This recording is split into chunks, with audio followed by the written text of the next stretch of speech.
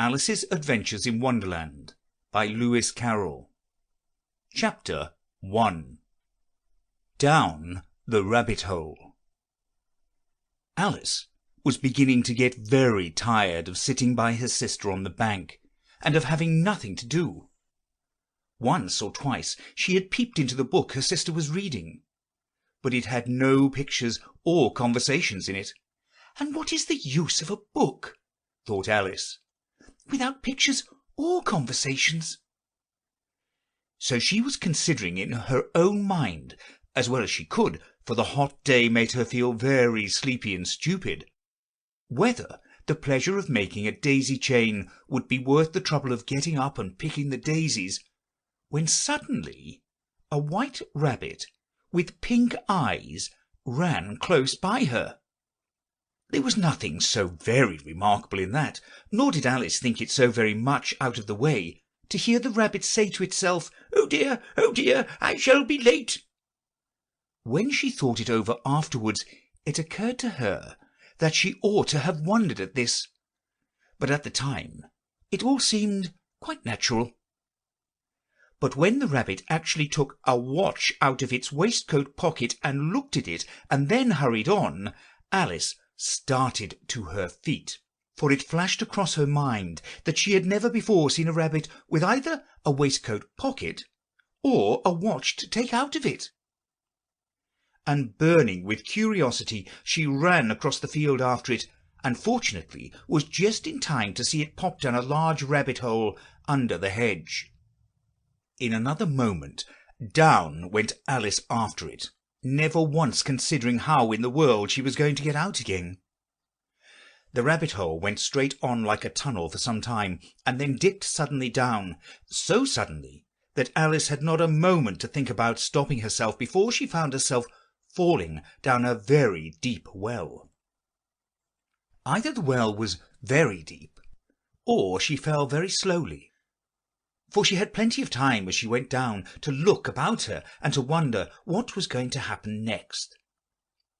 First she tried to look down and make out what she was coming to, but it was too dark to see anything. Then she looked at the sides of the well, and noticed that they were filled with cupboards and bookshelves. Here and there she saw maps and pictures hung upon pegs. She took down a jar from one of the shelves as she passed. It was labelled orange marmalade, but to her great disappointment it was empty. She did not like to drop the jar for fear of killing somebody underneath, so managed to put it into one of the cupboards as she fell past it. "Well," thought Alice to herself, "after such a fall as this, I shall think nothing of tumbling downstairs. How brave they'll all think me at home!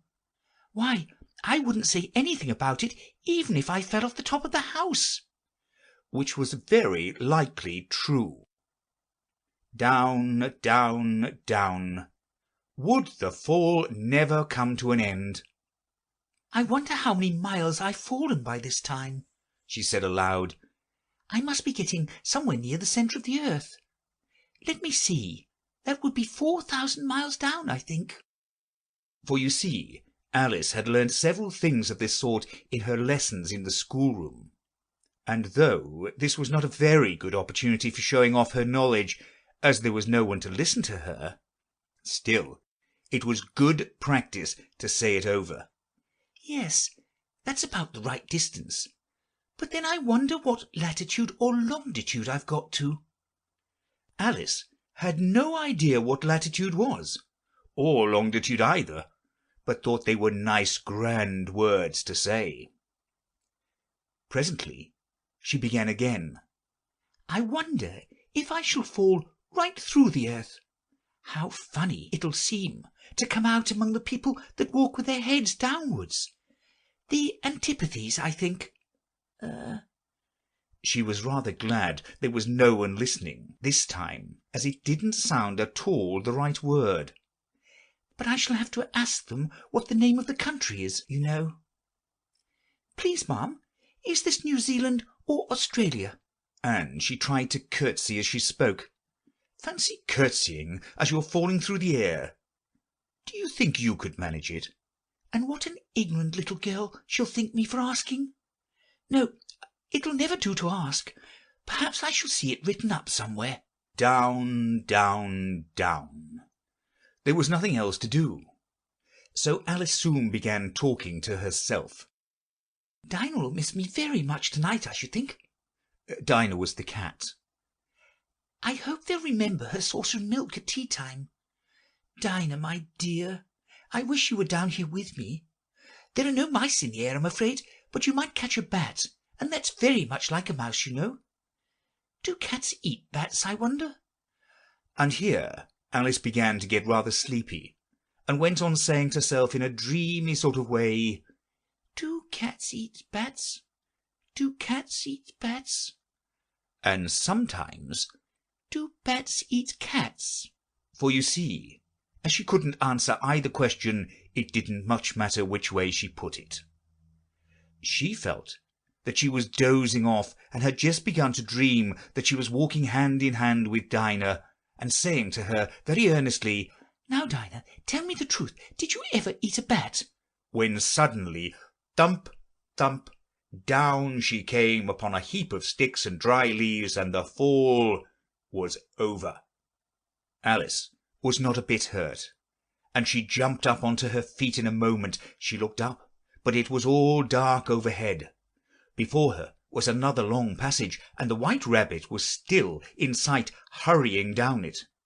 There was not a moment to be lost. Away went Alice like the wind, and was just in time to hear it say, as it turned a corner, "Oh, my ears and whiskers, how late it's getting!" She was close behind it when she turned the corner, but the rabbit was no longer to be seen.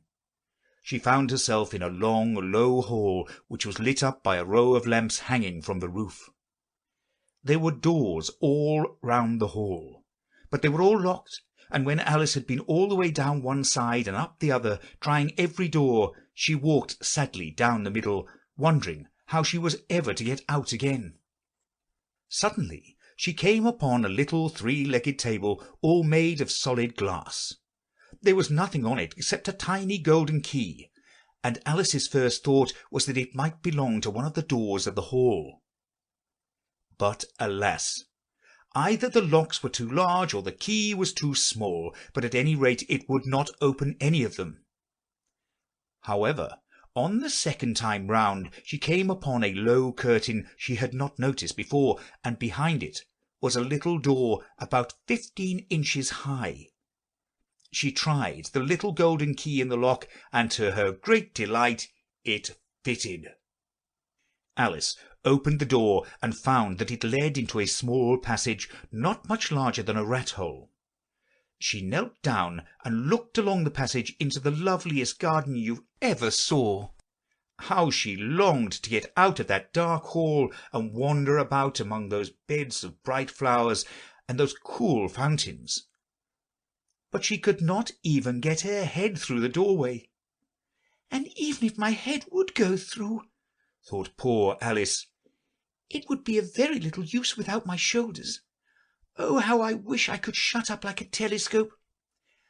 I think I could if I only knew how to begin. For you see, so many out-of-the-way things had happened lately that Alice had begun to think that very few things indeed were really impossible. There seemed to be no use in waiting by the little door, so she went back to the table, half hoping she might find another key on it, or at any rate a book of rules for shutting people up like telescopes. This time she found a little bottle on it. "Which certainly was not here before," said Alice. And round the neck of the bottle was a paper label with the words "Drink me" beautifully printed on it in large letters. It was all very well to say "Drink me," but the wise little Alice was not going to do that in a hurry. "No, I'll look first," she said, "and see whether it's marked poison or not." For she had read several nice little histories about children who had got burnt and eaten up by wild beasts and other unpleasant things, all because they would not remember the simple rules their friends had taught them, such as that a red-hot poker will burn you if you hold it too long, and that if you cut your finger very deeply with a knife, it usually bleeds, and she had never forgotten that if you drink much from a bottle marked poison, it's almost certain to disagree with you sooner or later. However, this bottle was not marked poison, so Alice ventured to taste it, and finding it very nice, it had in fact a sort of mixed flavour of cherry tart, custard, pineapple, roast turkey, toffee, and hot buttered toast. She very soon finished it off. "What a curious feeling," said Alice. "I must be shutting up like a telescope." And so it was indeed. She was now only 10 inches high, and her face brightened up at the thought that she was now the right size for getting through the little door into that lovely garden. First, however, she waited for a few minutes to see if she was going to shrink any further. She felt a little nervous about this, "For it might end, you know," said Alice to herself, "in my going out altogether, like a candle. I wonder what I should be like then." And she tried to fancy what the flame of a candle is like after the candle is blown out, for she could not remember ever having seen such a thing. After a while, finding that nothing more happened, she decided on going into the garden at once. But alas for poor Alice! When she got to the door, she found she had forgotten the little golden key, and when she went back to the table for it, she found she could not possibly reach it. She could see it quite plainly through the glass, and she tried her best to climb up one of the legs of the table, but it was too slippery. And when she had tired herself out with trying, the poor little thing sat down and cried. "Come, there's no use in crying like that," said Alice to herself rather sharply. "I advise you to leave off this minute."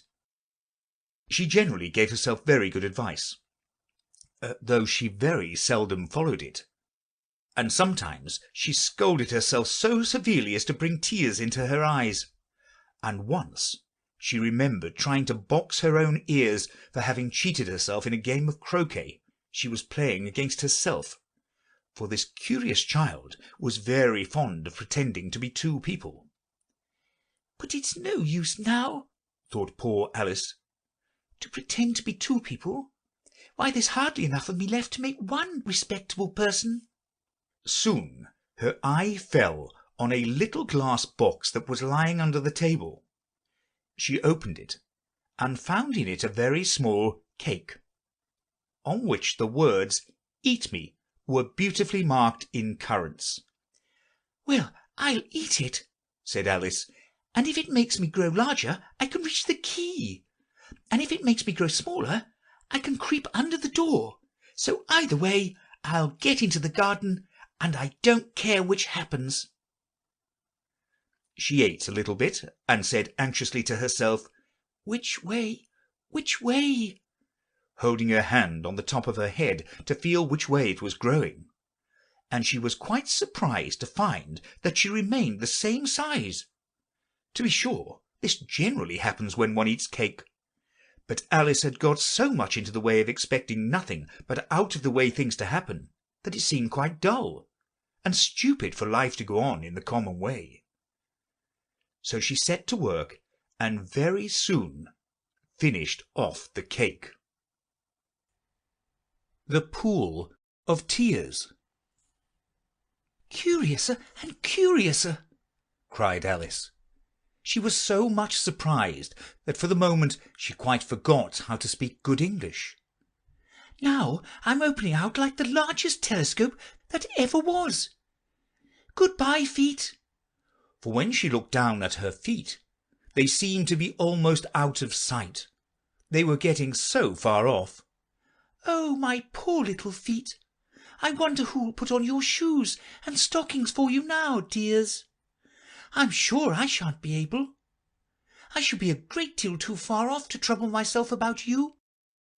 You must manage the best way you can. But I must be kind to them," thought Alice, "or perhaps they won't walk the way I want to go. Let me see. I'll give them a new pair of boots every Christmas." And she went on planning to herself how she would manage it. They must go by the carrier, she thought. And how funny it will seem, sending presents to one's own feet. And how odd the directions will look. Alice's right foot, Esquire, hearthrug, near the fender, with Alice's love. Oh dear, what nonsense I'm talking. Just then her head struck against the roof of the hall. In fact, she was now more than 9 feet high, and she at once took up the little golden key and hurried off to the garden door. Poor Alice! It was as much as she could do, lying down on one side, to look through into the garden with one eye. But to get through was more hopeless than ever. She sat down and began to cry again. You ought to be ashamed of yourself, said Alice. A great girl like you. She might well say this. To go on crying this way. Stop this moment, I tell you. But she went on all the same, shedding gallons of tears, until there was a large pool all round her, about 4 inches deep and reaching half down the hall. After a time she heard a little pattering of feet in the distance, and she hastily dried her eyes to see what was coming. It was the White Rabbit returning, splendidly dressed, with a pair of white kid gloves in one hand and a large fan in the other. He came trotting along in a great hurry, muttering to himself as he came, "Oh, the Duchess, the Duchess! Oh, won't she be savage if I've kept her waiting?" Alice felt so desperate that she was ready to ask help of anyone. So when the rabbit came near her, she began in a low, timid voice, "If you please, sir." The rabbit started violently, dropped the white kid gloves and the fan, and scurried away into the darkness as hard as he could go. Alice took up the fan and gloves, and as the hall was very hot, she kept fanning herself all the time she went on talking. "Dear, dear, how queer everything is to-day. And yesterday things went on just as usual. I wonder if I've been changed in the night. Let me think. Was I the same when I got up this morning? I almost think I can remember feeling a little different. But if I'm not the same, the next question is, who in the world am I? Ah, that's the great puzzle." And she began thinking over all the children she knew that were of the same age as herself, to see if she could have been changed for any of them. "I'm sure I'm not Ada," she said, "for her hair goes in such long ringlets, and mine doesn't go in ringlets at all. And I'm sure I can't be Mabel, for I know all sorts of things, and she knows such a very little. Besides, she's she, and I'm I, and oh dear, how puzzling it all is. I'll try if I know all the things I used to know. Let me see. 4 times 5 is 12, and 4 times 6 is 13, and 4 times 7 is... Oh dear, I shall never get to 20 at that rate. However, the multiplication table doesn't signify. Let's try geography. London is the capital of Paris, and Paris is the capital of Rome, and Rome... No, that's all wrong, I'm certain. I must have changed for Mabel. I'll try and say, how doth the little... And she crossed her hands on her lap as if she were saying lessons, and began to repeat it. But her voice sounded hoarse and strange, and the words did not come the same as they used to do. How doth the little crocodile improve his shining tail, and pour the waters of the Nile on every golden scale? How cheerfully he seems to grin, how neatly spread his claws, and welcome little fishes in with gently smiling jaws. I'm sure those are not the right words, said poor Alice, and her eyes filled with tears again as she went on. I must be Mabel after all. and I shall have to go and live in that poky little house, and have next to no toys to play with, and oh, ever so many lessons to learn. No, I've made up my mind about it. If I'm Mabel, I'll stay down here. It'll be no use their putting their heads down and saying, 'Come up again, dear.' I shall only look up and say, 'Who am I then? Tell me that first, and then, if I like being that person, I'll come up. If not, I'll stay down here till I'm somebody else.' But, oh dear," cried Alice, with a sudden burst of tears, "I do wish they would put their heads down. I'm so very tired of being all alone here." As she said this, she looked down at her hands and was surprised to see that she had put on one of the rabbit's little white kid gloves while she was talking. "How can I have done that?" she thought. "I must be growing small again." She got up and went to the table to measure herself by it, and found that, as nearly as she could guess, she was now about 2 feet high, and was going on shrinking rapidly. She soon found out that the cause of this was the fan she was holding, and she dropped it hastily, just in time to avoid shrinking away altogether. "That was a narrow escape," said Alice, a good deal frightened at the sudden change, but very glad to find herself still in existence. "And now for the garden." And she ran with all speed back to the little door, but, alas, the little door was shut again, and the little golden key was lying on the glass table as before. "Things are worse than ever," thought the poor child, "for I was never so small as this before, never, and I declare it's too bad that it is." As she said these words, her foot slipped, and in another moment, splash, she was up to her chin in salt water. Her first idea was that she had somehow fallen into the sea. "And in that case I can go back by railway," she said to herself. Alice had been to the seaside once in her life, and had come to the general conclusion that wherever you go to on the English coast, you find a number of bathing machines in the sea, some children digging in the sand with wooden spades, then a row of lodging houses, and behind them a railway station. However, she soon made out that she was in the pool of tears which she had wept when she was 9 feet high. "I wish I hadn't cried so much," said Alice, as she swam about trying to find her way out. "I shall be punished for it now, I suppose, by being drowned in my own tears. That will be a queer thing, to be sure. However, everything is queer to-day."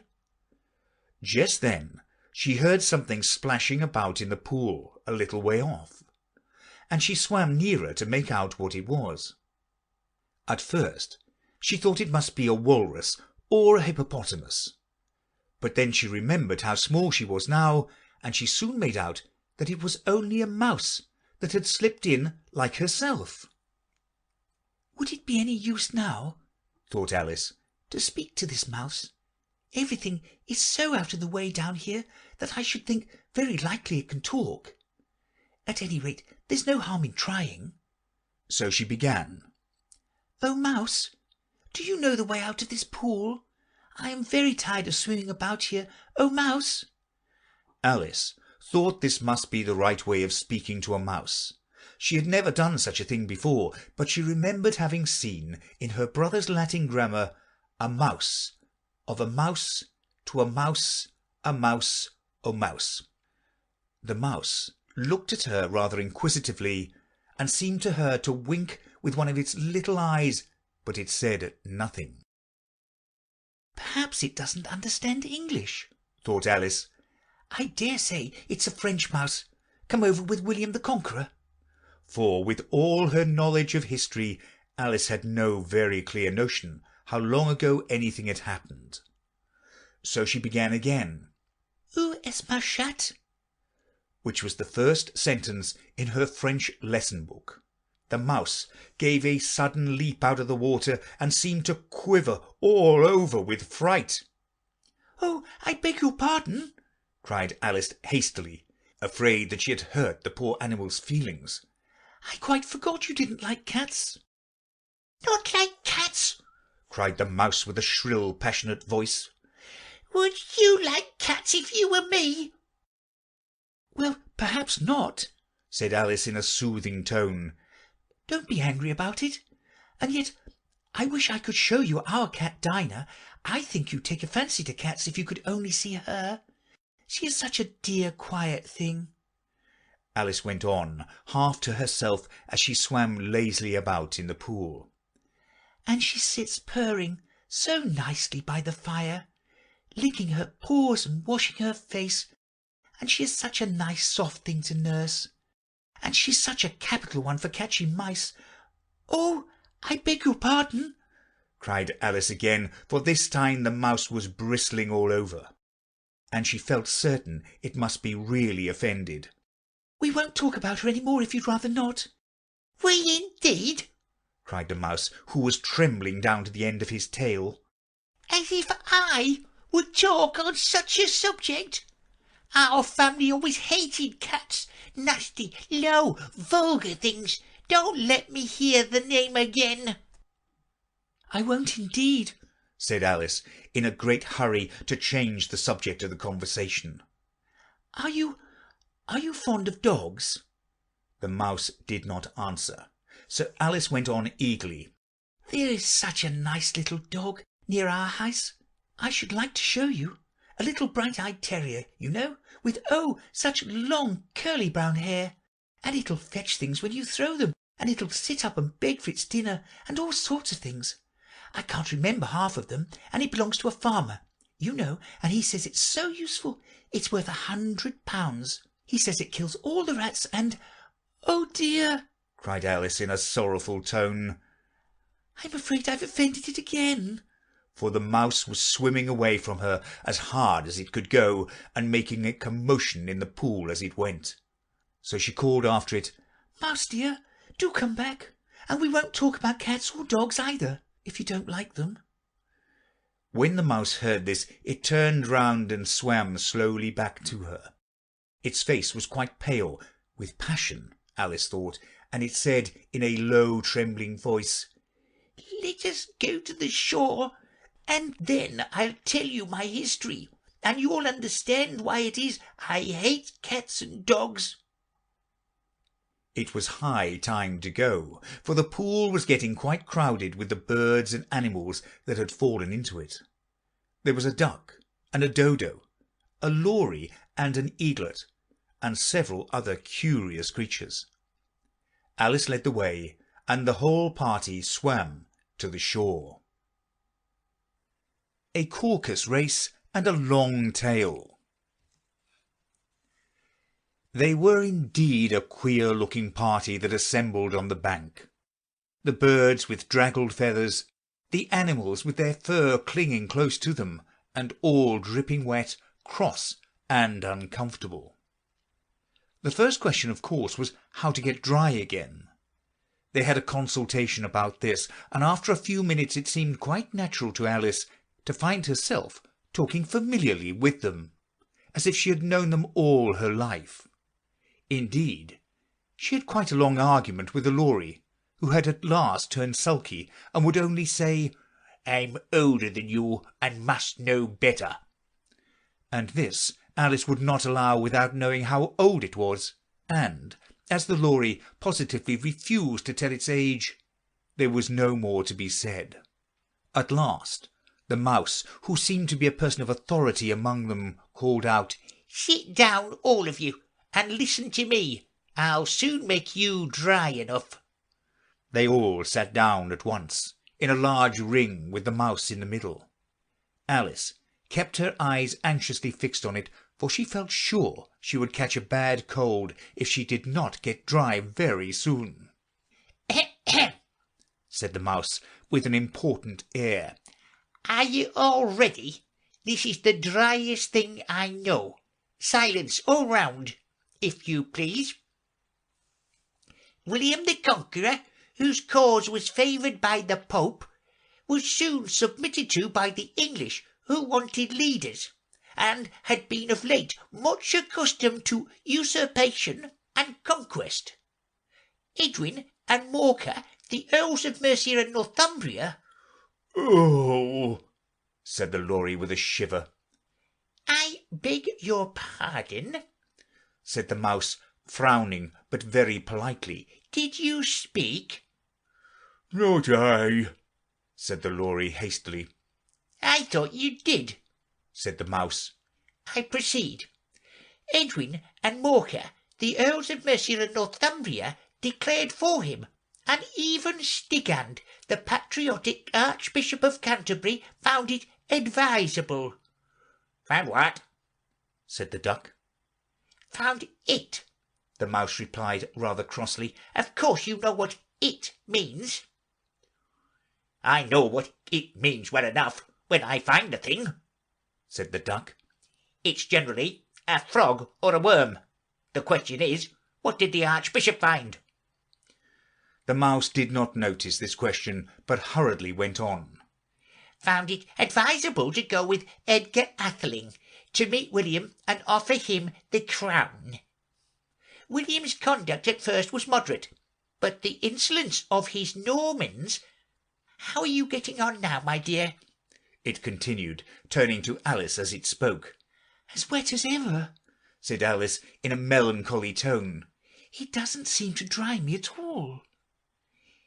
"In that case," said the Dodo solemnly, rising to its feet, "I move that the meeting adjourn for the immediate adoption of more energetic remedies." "Speak English," said the Eaglet. "I don't know the meaning of half these long words, and what's more, I don't believe you do either." And the Eaglet bent down its head to hide a smile. Some of the other birds tittered audibly.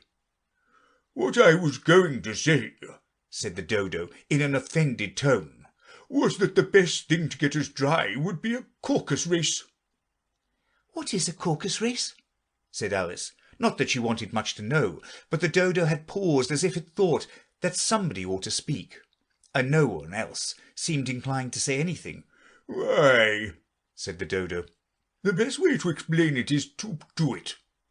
And as you might like to try the thing yourself some winter day, I will tell you how the Dodo managed it. First, it marked out a racecourse in a sort of circle. "The exact shape doesn't matter," it said. And then all the party were placed along the course here and there. There was no 1, 2, 3 and away, but they began running when they liked, and left off when they liked, so that it was not easy to know when the race was over. However, when they had been running half an hour or so, and were quite dry again, the Dodo suddenly called out, "The race is over!"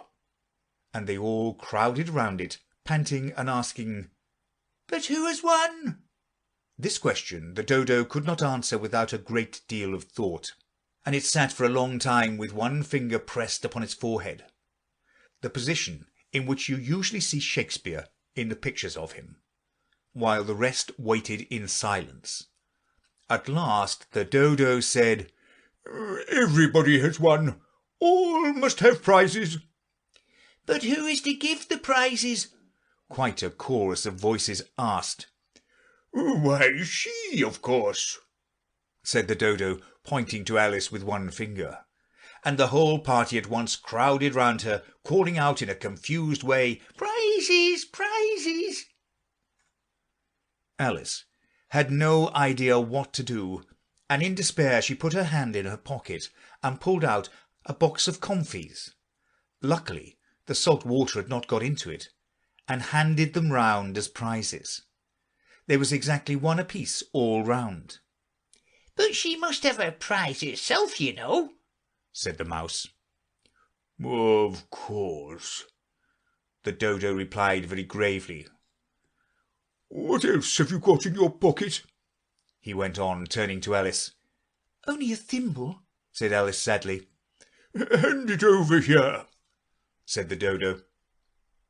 Then they all crowded round her once more, while the Dodo solemnly presented the thimble, saying, "We beg your acceptance of this elegant thimble."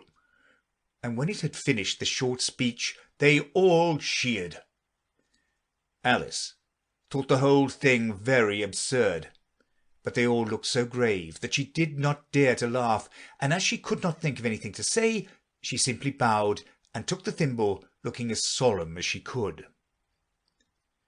The next thing was to eat the comfits. This caused some noise and confusion, as the large birds complained that they could not taste theirs, and the small ones choked and had to be patted on the back. However, it was over at last, and they sat down in a ring and begged the mouse to tell them something more. "You must promise to tell me your history, you know," said Alice, "and why it is you hate C and D," she added in a whisper, half afraid that it would be offended again. "Mine is a long and sad tale," said the mouse, turning to Alice and sighing. "It is a long tale, certainly," said Alice, looking down with wonder at the mouse's tail. "But why do you call it sad?" And she kept on puzzling about it while the mouse was speaking, so that her idea of the tale was something like this. Fury said to a mouse that he met in the house, "Let us both go to law, I will prosecute you. Come, I'll take no denial, we must have a trial, for really this morning I've nothing to do." Said the mouse to the cur, "Such a trial, dear sir, with no jury or judge would be wasting our breath." "I'll be judge, I'll be jury," said cunning old Fury. "I'll try the whole cause and condemn you to death." "You are not attending," said the mouse to Alice severely. "What are you thinking of?" "Oh, I beg your pardon," said Alice very humbly. "You had got to the fifth bend, I think." "I had not," cried the mouse sharply and very angrily. "And not," said Alice, always ready to make herself useful, and looking anxiously about. "Oh, do let me help you undo it." "I should do nothing of the sort," said the mouse, getting up and walking away. "You insult me by your talking such nonsense." "I didn't mean it," pleaded poor Alice. "but you are so easily offended, you know." The mouse only growled in reply. "Please come back and finish your story," Alice called after it, and the others all joined in chorus. "Yes, please do." But the mouse only shook its head impatiently and walked a little quicker. "What a pity it wouldn't stay," sighed the Lory, as soon as it was quite out of sight. And an old crab took the opportunity of saying to her daughter, "Ah, my dear, let this be a lesson to you. Never lose your temper." "Hold your tongue, ma," said the young crab a little snappishly. "You're enough to try the patience of an oyster." "I wish I had our Dinah here, I know I do," said Alice aloud, addressing nobody in particular. "She'd soon fetch it back." "And who is Dinah, if I might venture to ask the question?" said the Lory. Alice replied eagerly, for she was always ready to talk about her pet. "Dinah's our cat, and she's such a capital one for catching mice, you can't think. And oh, I wish you could see her after the birds. Why, she'll eat a little bird as soon as look at it." This speech caused a remarkable sensation among the party. Some of the birds hurried off at once. One old magpie began wrapping itself up very carefully, remarking, "I really must be getting home. The night air doesn't suit my throat." And a canary called out in a trembling voice to its children, "Come away, my dears, it's high time you were all in bed." On various pretexts they all moved off, and Alice was soon left alone. "I wish I hadn't mentioned Dinah," she said to herself in a melancholy tone. "Nobody seems to like her down here, and I'm sure she's the best cat in the world. Oh, my dear Dinah, I wonder if I shall ever see you any more." And here poor Alice began to cry again, for she was very lonely and low-spirited. In a little while, however, she again heard a little pattering of footsteps in the distance, and she looked up eagerly, half hoping that the mouse had changed his mind and was coming back to finish his story. The rabbit sends in a little bill. It was the white rabbit, trotting slowly back again and looking anxiously about as it went, as if it had lost something, and she heard it muttering to itself, The Duchess, oh my dear paws, oh my fur and whiskers, she'll get me executed as sure as ferrets are ferrets. Where can I have dropped them, I wonder? Alice guessed in a moment that he was looking for the fan and the pair of white kid gloves, and she very good-naturedly began hunting about for them, but they were nowhere to be seen.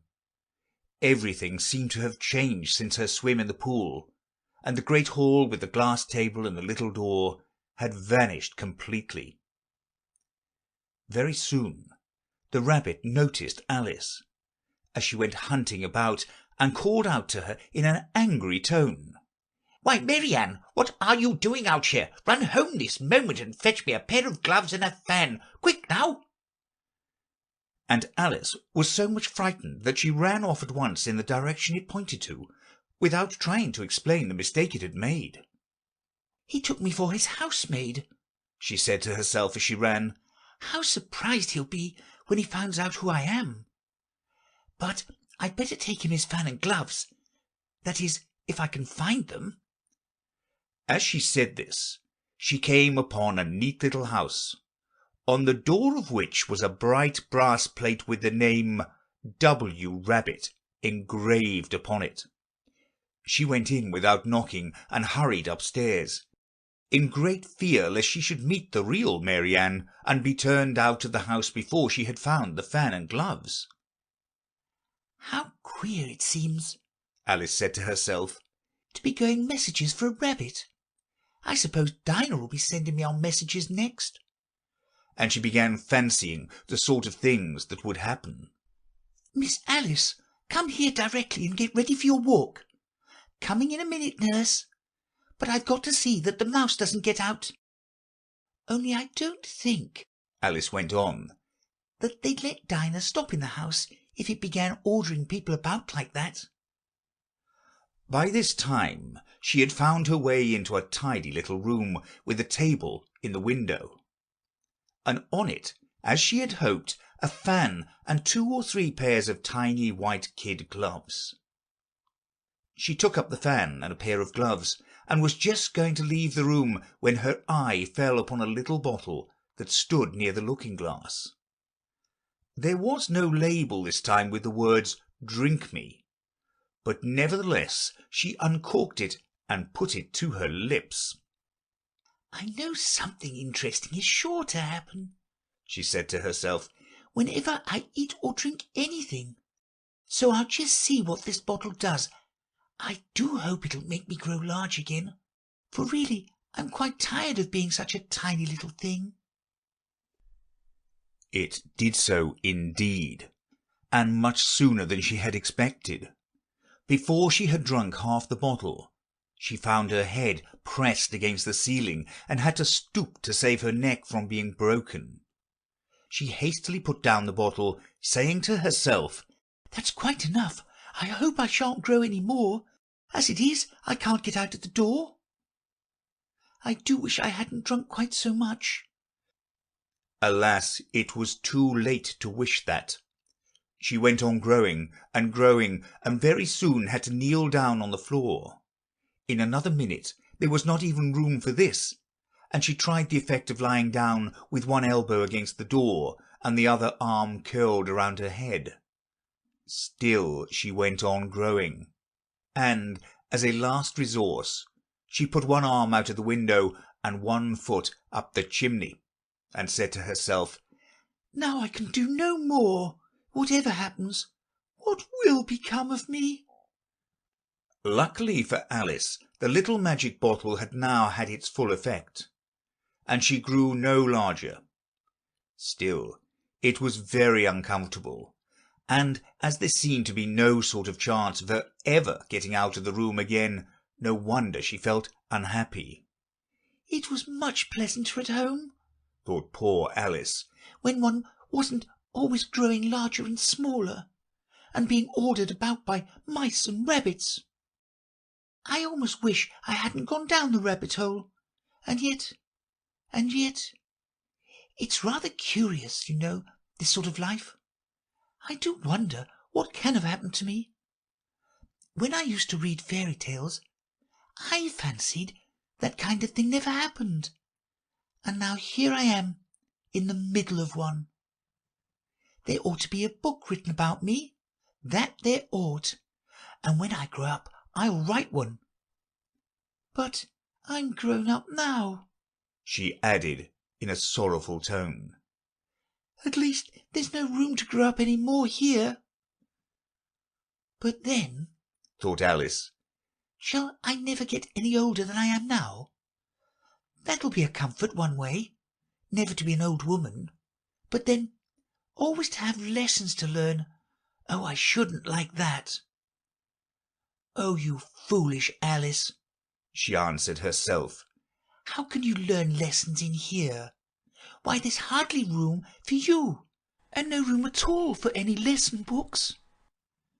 And so she went on, taking first one side and then the other, and making quite a conversation of it all together. But after a few minutes she heard a voice outside, and stopped to listen. "Marianne, Marianne," said the voice, "fetch my gloves this moment." Then came a little pattering of feet on the stairs. Alice knew it was the rabbit coming to look for her, and she trembled till she shook the house, quite forgetting that she was now about 1,000 times as large as the rabbit, and had no reason to be afraid of it. Presently the rabbit came up to the door and tried to open it. But as the door opened inwards, and Alice's elbow was pressed hard against it, that attempt proved a failure. Alice heard it say to itself, "Then I'll go round and get in the window." "That you won't," thought Alice, and after waiting till she fancied she heard the rabbit just under the window, she suddenly spread out her hand and made a snatch in the air. She did not get hold of anything, but she heard a little shriek and a fall and a crash of broken glass, from which she concluded that it was just possible it had fallen into a cucumber frame or something of the sort. Next came an angry voice, the rabbit's, "Pat, Pat, where are you?" and then a voice she had never heard before. "Sure then, I'm here digging for apples, your honour." "Digging for apples indeed," said the rabbit angrily. "Here, come and help me out of this." Sounds of more broken glass. "Now, tell me, Pat, what's that in the window?" "Sure, it's an arm, your honour." He pronounced it arum. "An arm, you goose! Who ever saw one that size? Why, it fills the whole window." "Sure it does, your honour, but it's an arm for all that." "Well, it's got no business here, at any rate. Go and take it away." There was a long silence after this, and Alice could only hear whispers now and then, such as, "Sure, I don't like it, your honour, at all, at all." "Do as I tell you, you coward." and at last she spread out her hand again, and made another snatch in the air. This time there were 2 little shrieks, and more sounds of broken glass. "What a number of cucumber frames there must be," thought Alice. "I wonder what they'll do next. As for pulling me out of the window, I only wish they could. I'm sure I don't want to stay in here any longer." She waited for some time without hearing anything more. At last came a rumbling of little cartwheels, and the sound of a good many voices all talking together. She made out the words, "Where's the other ladder?" "Why, I hadn't to bring but one. Bill's got the other." "Bill, fetch it here, lad." "Here, put 'em up at this corner." "No, tie 'em together first." "They don't reach half high enough yet." "Oh, they'll do well enough, don't be peculiar." "Here, Bill, catch hold of this rope." "Will the roof bear? Mind that loose slate." "Oh, it's coming down, heads down." A loud crash. Now, who did that? It was Bill, I fancy. Who's to go down the chimney? Nay, I shan't. You do it. That I won't, then. Bill's to go down. Here, Bill, the master says you're to go down the chimney. Oh, so Bill's got to come down the chimney, has he? Said Alice to herself. Shy they seem to put everything upon Bill. I wouldn't be in Bill's place for a good deal. This fireplace is narrow, to be sure, but I think I can kick a little. She drew her foot as far down the chimney as she could, and waited till she heard a little animal. She couldn't guess of what sort it was, scratching and scrambling about in the chimney close above her. Then, saying to herself, "This is Bill," she gave one sharp kick, and waited to see what would happen next. The first thing she heard was a general chorus of, "There goes Bill!" Then the rabbit's voice alone. "Catch him, you by the hedge!" Then silence. And then another confusion of voices. "Hold up his head, Brandy, now, don't choke him! How was it, old fellow? What happened to you? Tell us all about it." Last came a little feeble, squeaky voice. "That's Bill," thought Alice. "Well, I hardly know. No more, thank ye, I'm better now. But I'm a deal too flustered to tell you. All I know is something comes up me like a jack-in-the-box, and up I goes like a skyrocket." "So you did, old fellow," said the others. "We must burn the house down," said the rabbit's voice, and Alice called out as loudly as she could, "If you do, I'll set Dinah at you." There was a dead silence, and Alice thought to herself, "I wonder what they will do next. If they had any sense, they'd take the roof off." After a minute or two, they began moving about again, and Alice heard the rabbit say, "A barrowful will do to begin with." "A barrowful of what?" thought Alice, but she had not long to doubt, for the next moment a shower of little pebbles came rattling in at the window, and some of them hit her in the face. "I'll put a stop to this," she said to herself, and shouted out, "You'd better not do that again," which produced another dead silence. Alice noticed with some surprise that the pebbles were all turning into little cakes as they lay on the floor, and a bright idea came into her head. "If I eat one of these cakes," she thought, "it's sure to make some change in my size, and as it can't possibly make me larger, it must make me smaller, I suppose." So she swallowed one of the cakes, and was delighted to find that she began shrinking directly. As soon as she was small enough to get through the door, she ran out of the house, and found quite a crowd of little animals and birds waiting outside. The poor lizard Bill was in the middle, being held up by 2 guinea pigs who were giving it something out of a bottle. They all made a rush at Alice the moment she appeared, but she ran off as hard as she could, and soon found herself safe in a thick wood. "The first thing I've got to do," said Alice to herself as she wandered about in the wood, "is to grow to my right size again. And the second thing is to find my way into that lovely garden. I think that will be the best plan." It sounded an excellent plan, no doubt, and very neatly and simply arranged. The only difficulty was that she had not the smallest idea how to set about it. And while she was peering about anxiously among the trees, a little sharp bark just over her head made her look up in a great hurry. An enormous puppy was looking down at her with large round eyes, and feebly stretching out one paw, trying to touch her. "Poor little thing," said Alice in a coaxing tone, and she tried hard to whistle to it.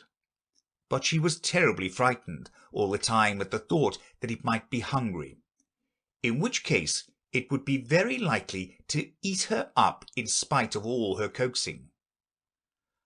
Hardly knowing what she did, she picked up a little bit of stick and held it out to the puppy, whereupon the puppy jumped into the air off all its feet at once with a yelp of delight and rushed at the stick and made believe to worry it.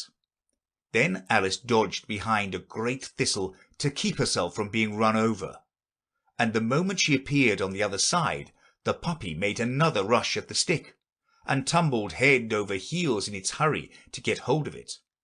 Then Alice, thinking it was very like having a game of play with a cart horse, and expecting every moment to be trampled under its feet, ran round the thistle again. Then the puppy began a series of short charges at the stick, running a very little way forwards each time and a long way back, and barking hoarsely all the while, till at last it sat down a good way off, panting, with its tongue hanging out of its mouth and its great eyes half shut. This seemed to Alice a good opportunity for making her escape, so she set off at once and ran till she was quite tired and out of breath, and till the puppy's bark sounded quite faint in the distance. "And yet what a dear little puppy it was," said Alice, as she leant against a buttercup to rest herself, and fanned herself with one of the leaves. "I should have liked teaching it tricks very much, if I'd only been the right size to do it. Oh dear, I'd nearly forgotten that I've got to grow up again. Let me see, how is it to be managed? I suppose I ought to eat or drink something or other, but the great question is, what?" The great question certainly was, what? Alice looked all around her at the flowers and the blades of grass, but she did not see anything that looked like the right thing to eat or drink under the circumstances. There was a large mushroom growing near her, about the same height as herself, and when she had looked under it, and on both sides of it, and behind it, it occurred to her that she might as well look and see what was on top of it.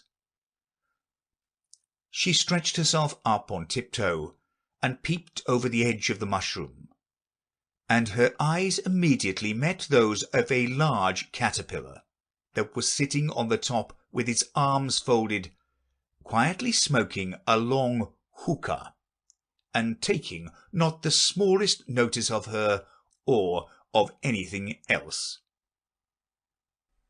Advice from a caterpillar. The caterpillar and Alice looked at each other for some time in silence.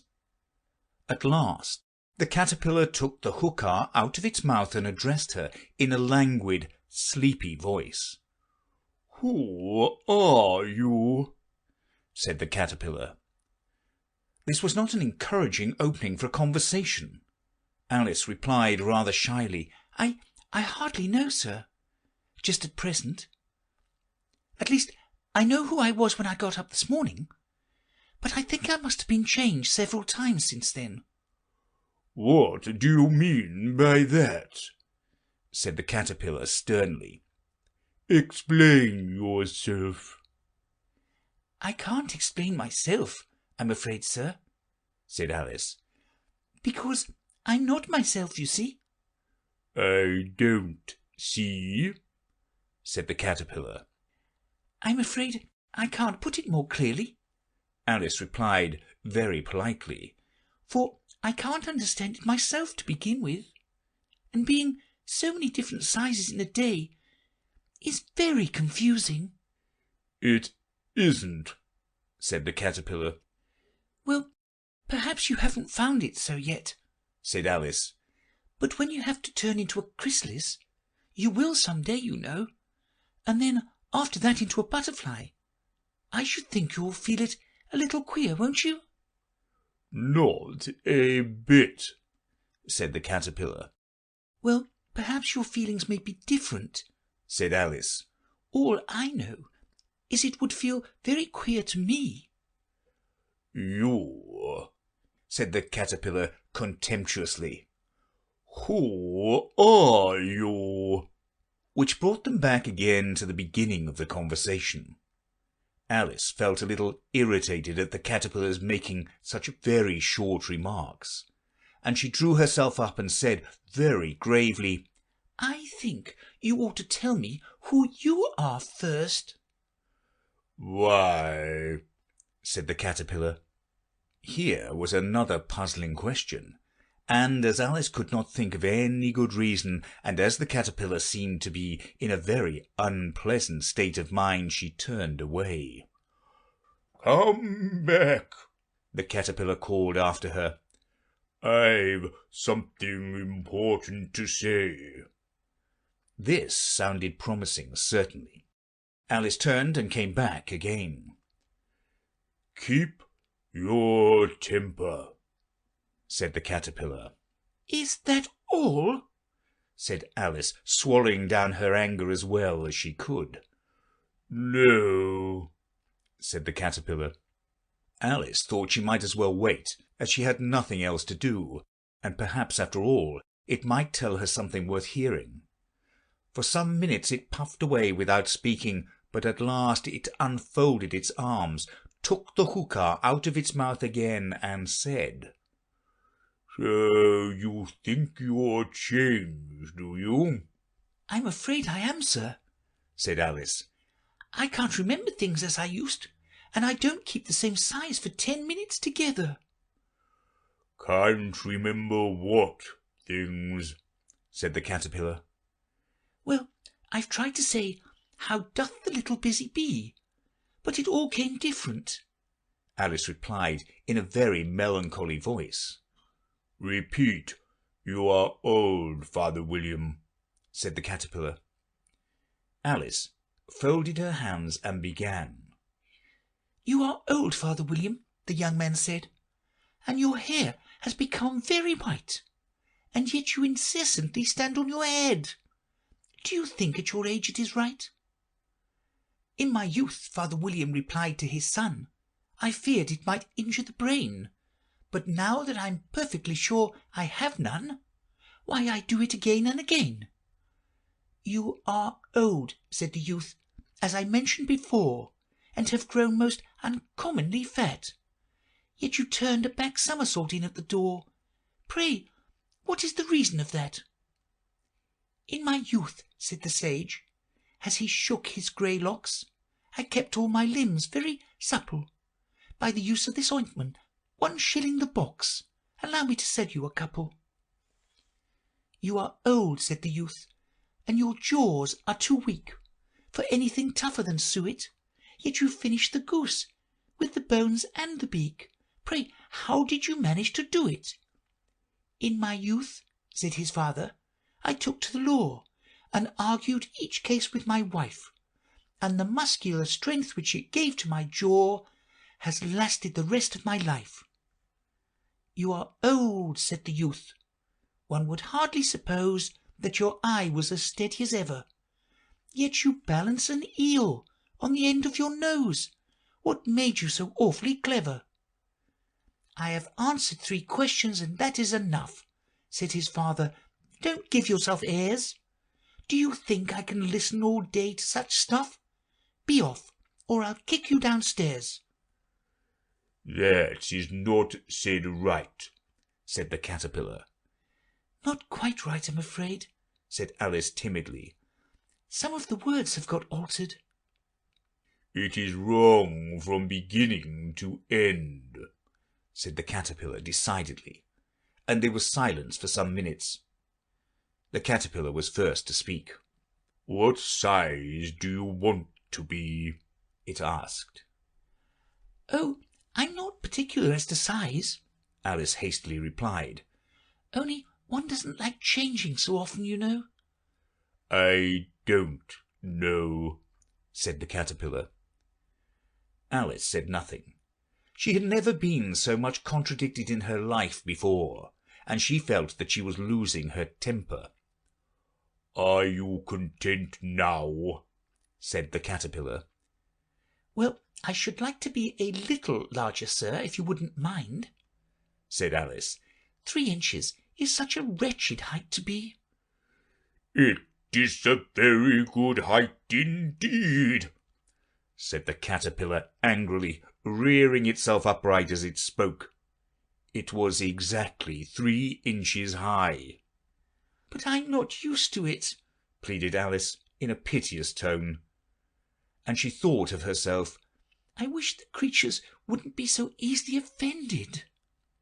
"You'll get used to it in time," said the caterpillar, and it put the hookah into its mouth and began smoking again. This time Alice waited patiently until it chose to speak again. In a moment or two the caterpillar took the hookah out of its mouth and yawned once or twice and shook itself. Then it got down off the mushroom and crawled away in the grass, merely remarking as it went, "One side will make you grow taller, and the other side will make you grow shorter." "One side of what? The other side of what?" thought Alice to herself.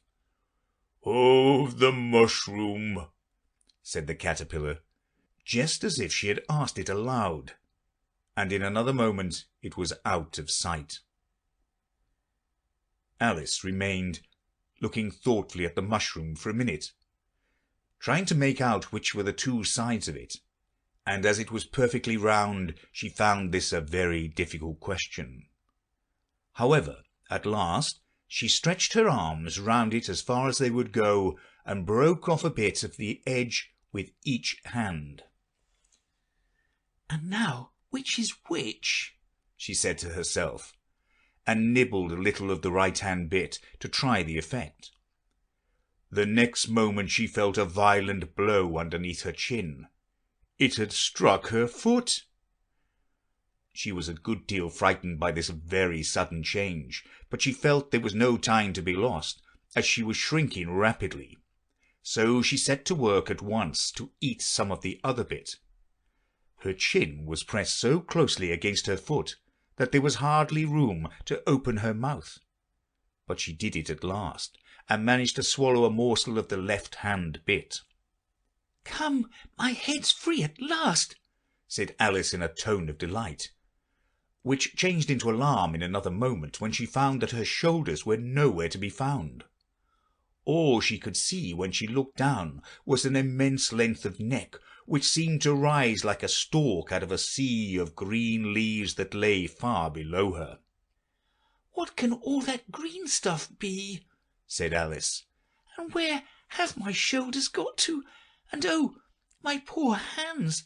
How is it I can't see you?" She was moving them about as she spoke, but no result seemed to follow except a little shaking among the distant green leaves. As there seemed to be no chance of getting her hands up to her head, she tried to get her head down to them, and was delighted to find that her neck would bend about easily in any direction like a serpent. She had just succeeded in curving it down into a graceful zigzag, and was going to dive in among the leaves, which she found to be nothing but the tops of the trees under which she had been wandering, when a sharp hiss made her draw back in a hurry. A large pigeon had flown into her face, and was beating her violently with its wings. "Serpent!" screamed the pigeon. "I'm not a serpent," said Alice indignantly. "Let me alone." "Serpent, I say again!" repeated the pigeon, but in a more subdued tone, and added with a kind of sob, "I've tried every way and nothing seems to suit them." "I haven't the least idea what you're talking about," said Alice. "I've tried the roots of trees, and I've tried banks, and I've tried hedges," the pigeon went on, without attending to her. "but those serpents, there's no pleasing them." Alice was more and more puzzled, but she thought there was no use in saying anything more till the pigeon had finished. "As if it wasn't trouble enough hatching the eggs," said the pigeon. "but I must be on the lookout for serpents night and day. Why, I haven't had a wink of sleep these 3 weeks." "I'm very sorry you've been annoyed," said Alice, who was beginning to see its meaning. "And just as I'd taken the highest tree in the wood," continued the pigeon, raising its voice to a shriek, and just as I was thinking I should be free of them at last, they must needs come wriggling down from the sky. Serpent!" "But I'm not a serpent, I tell you," said Alice. I'm a... Well, what are you?" said the pigeon. "I can see you're trying to invent something." I'm a little girl," said Alice, rather doubtfully, as she remembered the number of changes she had gone through that day. "A likely story indeed," said the pigeon in a tone of the deepest contempt. "I've seen a good many little girls in my time, but never one with such a neck as this. No, you're a serpent, and there's no denying it. I suppose you'll be telling me next that you never tasted an egg." "I have tasted eggs, certainly," said Alice, who was a very truthful child. "but little girls eat eggs quite as much as serpents do, you know." "I don't believe it," said the pigeon. "but if they do, why then, they're a kind of serpent, that's all I can say."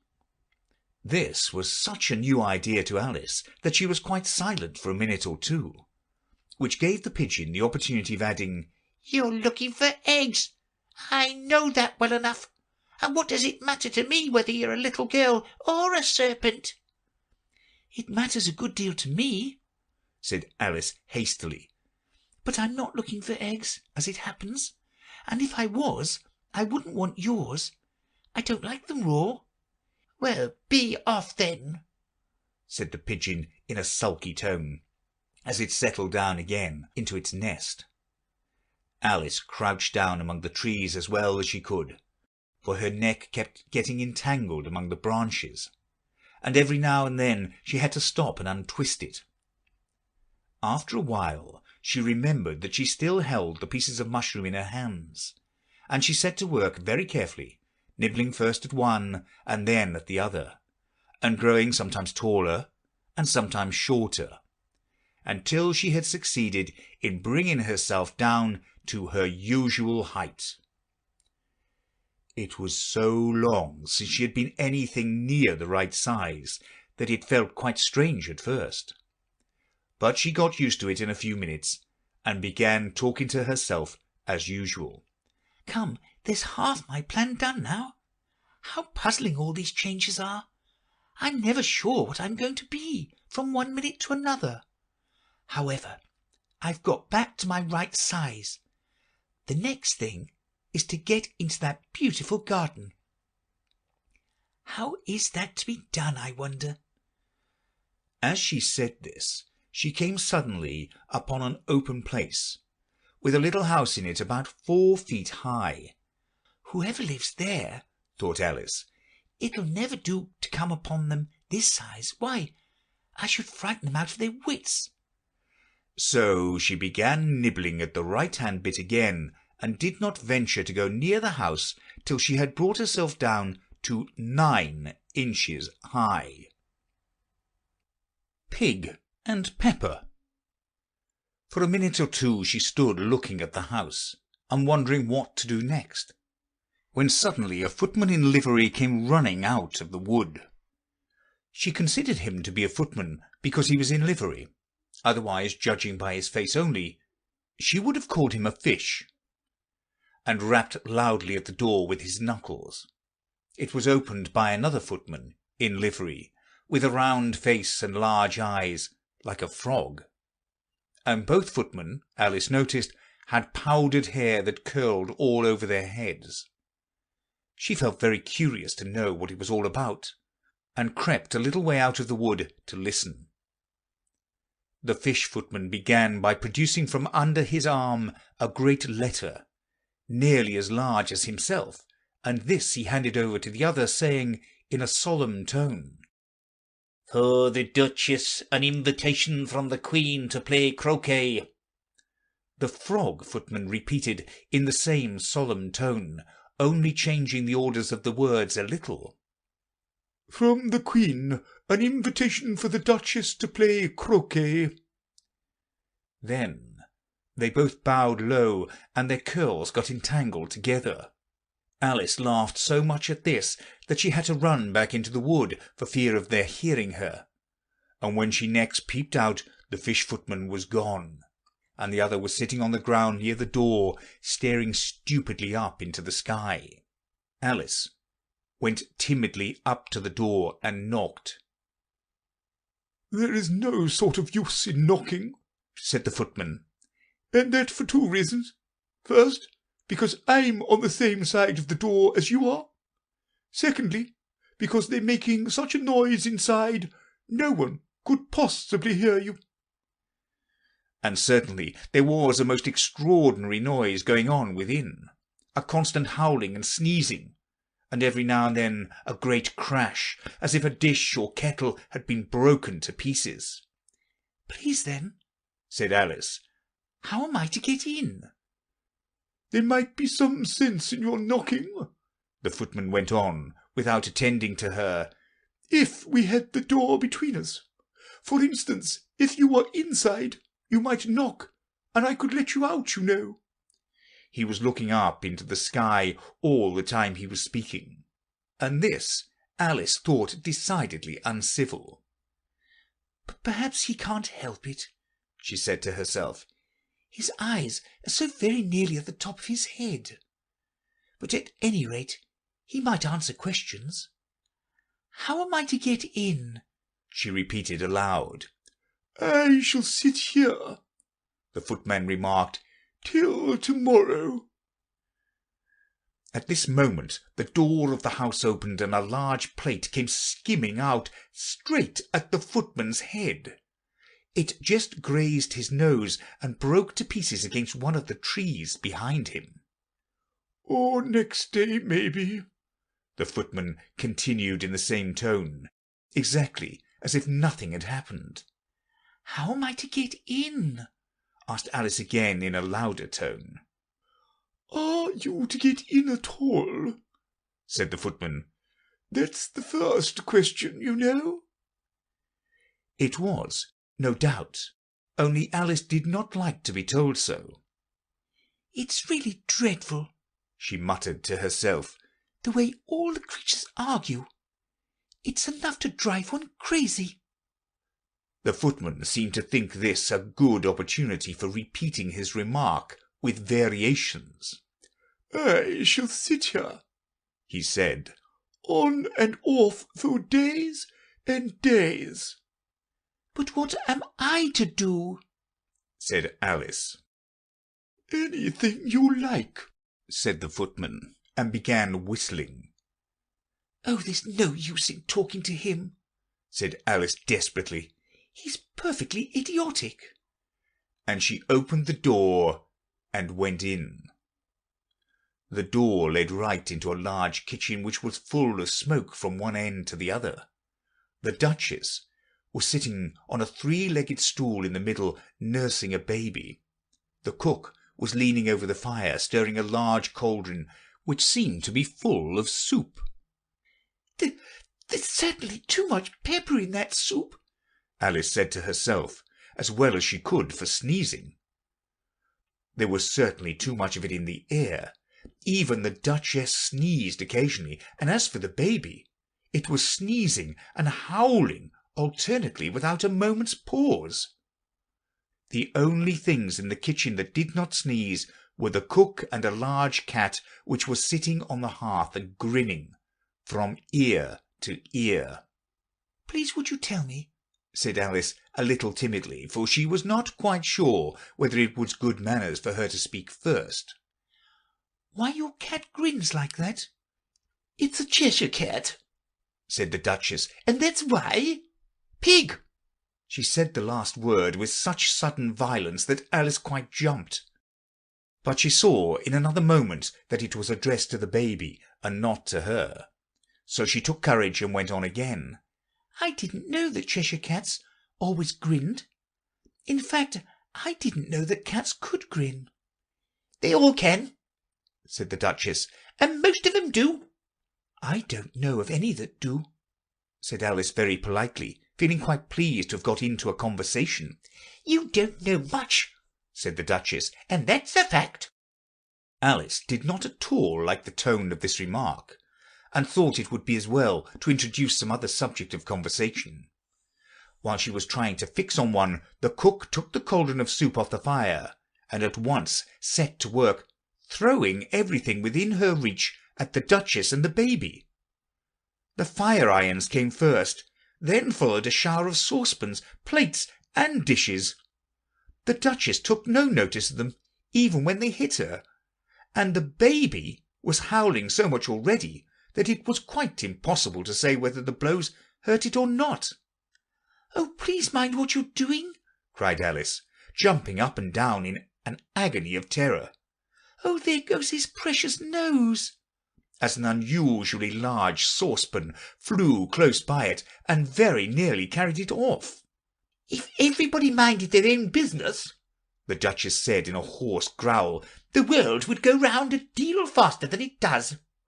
"Which would not be an advantage," said Alice, who felt very glad to get an opportunity of showing off a little of her knowledge. "Just think of what work it would make with the day and night. You see, the earth takes 24 hours to turn round on its axis." "Talking of axis," said the Duchess, "chop off her head." Alice glanced rather anxiously at the cook to see if she meant to take the hint, but the cook was busily stirring the soup and seemed not to be listening. So she went on again. 24 hours, I think, or is it 12? "Oh, don't bother me," said the Duchess, "I never could abide figures." and with that she began nursing her child again, singing a sort of lullaby to it as she did so, and giving it a violent shake at the end of every line. "Speak roughly to your little boy, and beat him when he sneezes. He only does it to annoy, because he knows it pleases." Chorus, in which the cook and the baby joined. Wow, wow, wow. While the Duchess sang the second verse of the song, she kept tossing the baby violently up and down, and the poor little thing howled so that Alice could hardly hear the words. "I speak severely to my boy, I beat him when he sneezes, for he can thoroughly enjoy the pepper when he pleases." Chorus, wow, wow, wow. "Here, you may nurse it a bit if you like," the Duchess said to Alice, flinging the baby at her as she spoke. "I must go and get ready to play croquet with the Queen." And she hurried out of the room. The cook threw a frying pan after her as she went out, but it just missed her.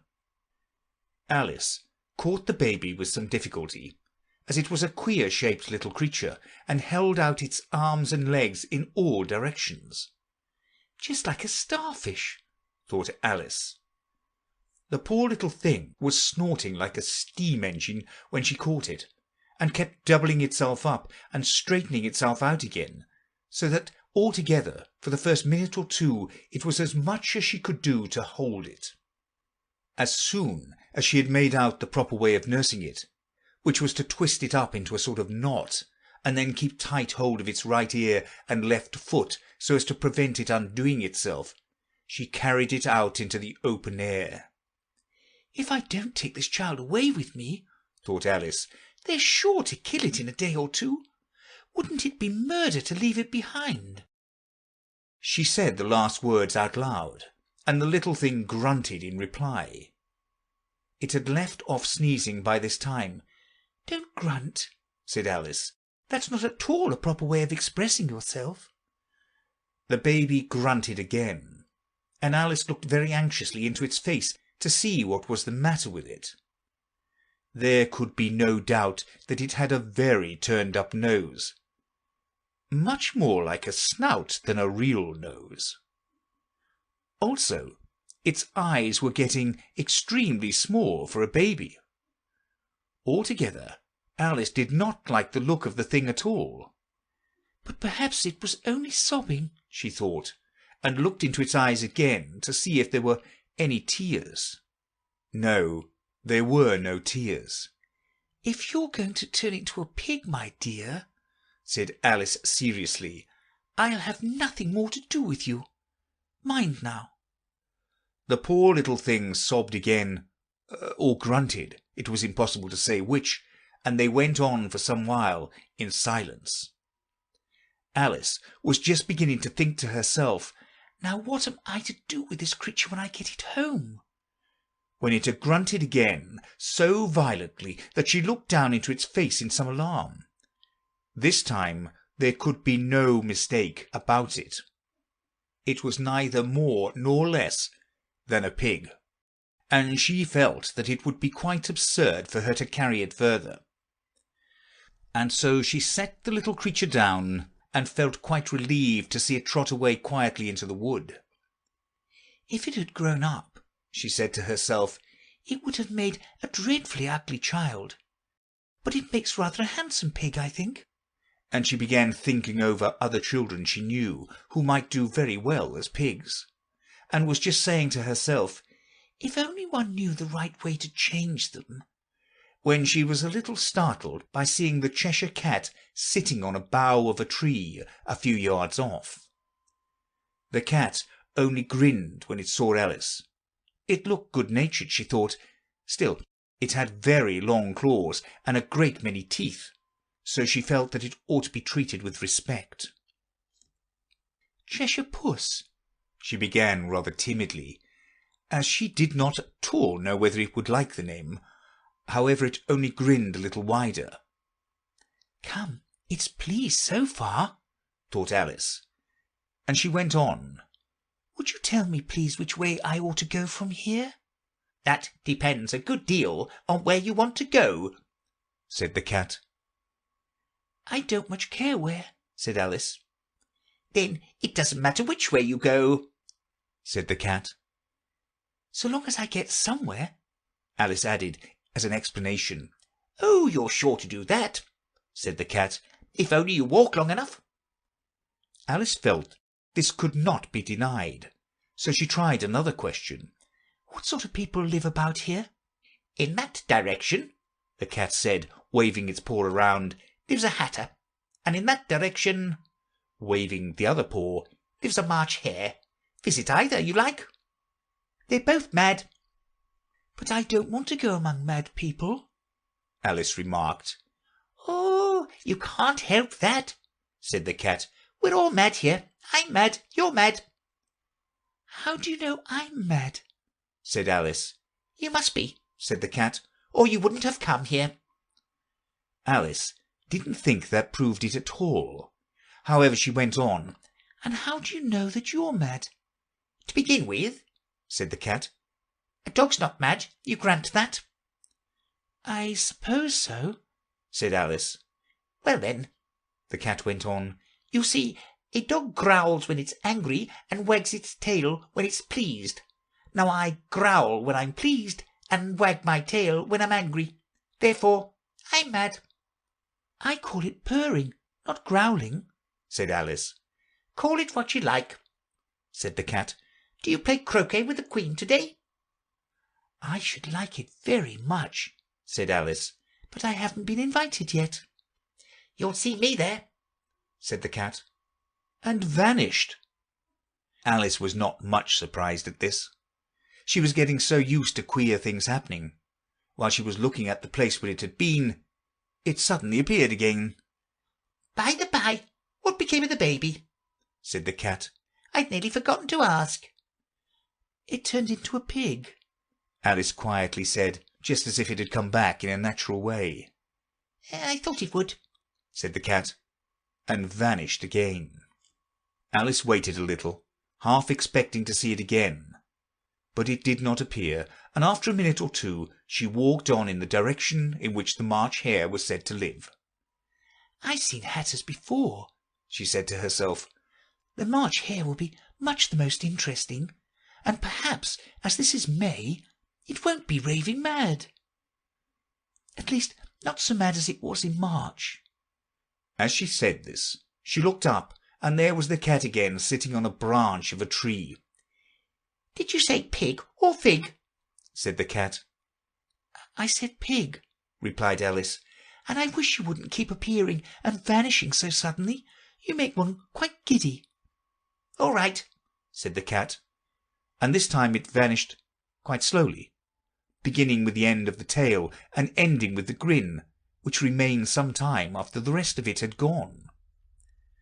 "Well, I've often seen a cat without a grin," thought Alice. "but a grin without a cat is the most curious thing I ever saw in my life." She had not gone much further before she came in sight of the house of the March Hare. She thought it must be the right house, because the chimneys were shaped like ears and the roof was thatched with fur. It was so large a house that she did not like to go near till she had nibbled some more of the left-hand bit of mushroom, and raised herself to about 2 feet high. Even then she walked up towards it rather timidly, saying to herself, "Suppose it should be raving mad after all. I almost wish I'd gone to see the Hatter instead." A mad tea party. There was a table set out under a tree in front of the house, and the March Hare and the Hatter were having tea at it. A dormouse was sitting between them, fast asleep, and the other two were using it as a cushion, resting their elbows on it and talking over its head. "Very uncomfortable for the dormouse," thought Alice. "Only, as it's asleep, I suppose it doesn't mind." The table was a large one, but the three were all crowded together at one corner of it. "No room, no room," they cried out when they saw Alice coming. "There's plenty of room," said Alice indignantly, and she sat down in a large armchair at the end of the table. "Have some wine," the March Hare said in an encouraging tone. Alice looked all round the table, but there was nothing on it but tea. "I don't see any wine," she remarked. "There isn't any," said the March Hare. "Then it wasn't very civil of you to offer it," said Alice angrily. "It wasn't very civil of you to sit down without being invited," said the March Hare. "I didn't know it was your table," said Alice. "It's laid for a great many more than 3. "Your hair wants cutting," said the Hatter. He had been looking at Alice for some time with great curiosity, and this was his first speech.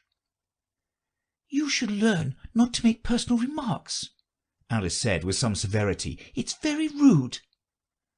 The Hatter opened his eyes very wide on hearing this, but all he said was, "Why is a raven like a writing desk?" "Come, we shall have some fun now," thought Alice. "I'm glad they've begun asking riddles. I believe I can guess that," she added aloud. "Do you mean you think you can find out the answer to it?" said the March Hare. "Exactly so," said Alice. "Then you should say what you mean," the March Hare went on. "I do," Alice hastily replied. At least, I mean what I say. That's the same thing, you know." "Not the same thing a bit," said the Hatter. "You might just as well say that I see what I eat is the same as I eat what I see." "You might as well say," added the March Hare, "that I like what I get is the same thing as I get what I like." "Might just as well say," added the Dormouse, who seemed to be talking in his sleep, "that I breathe when I sleep is the same as I sleep when I breathe."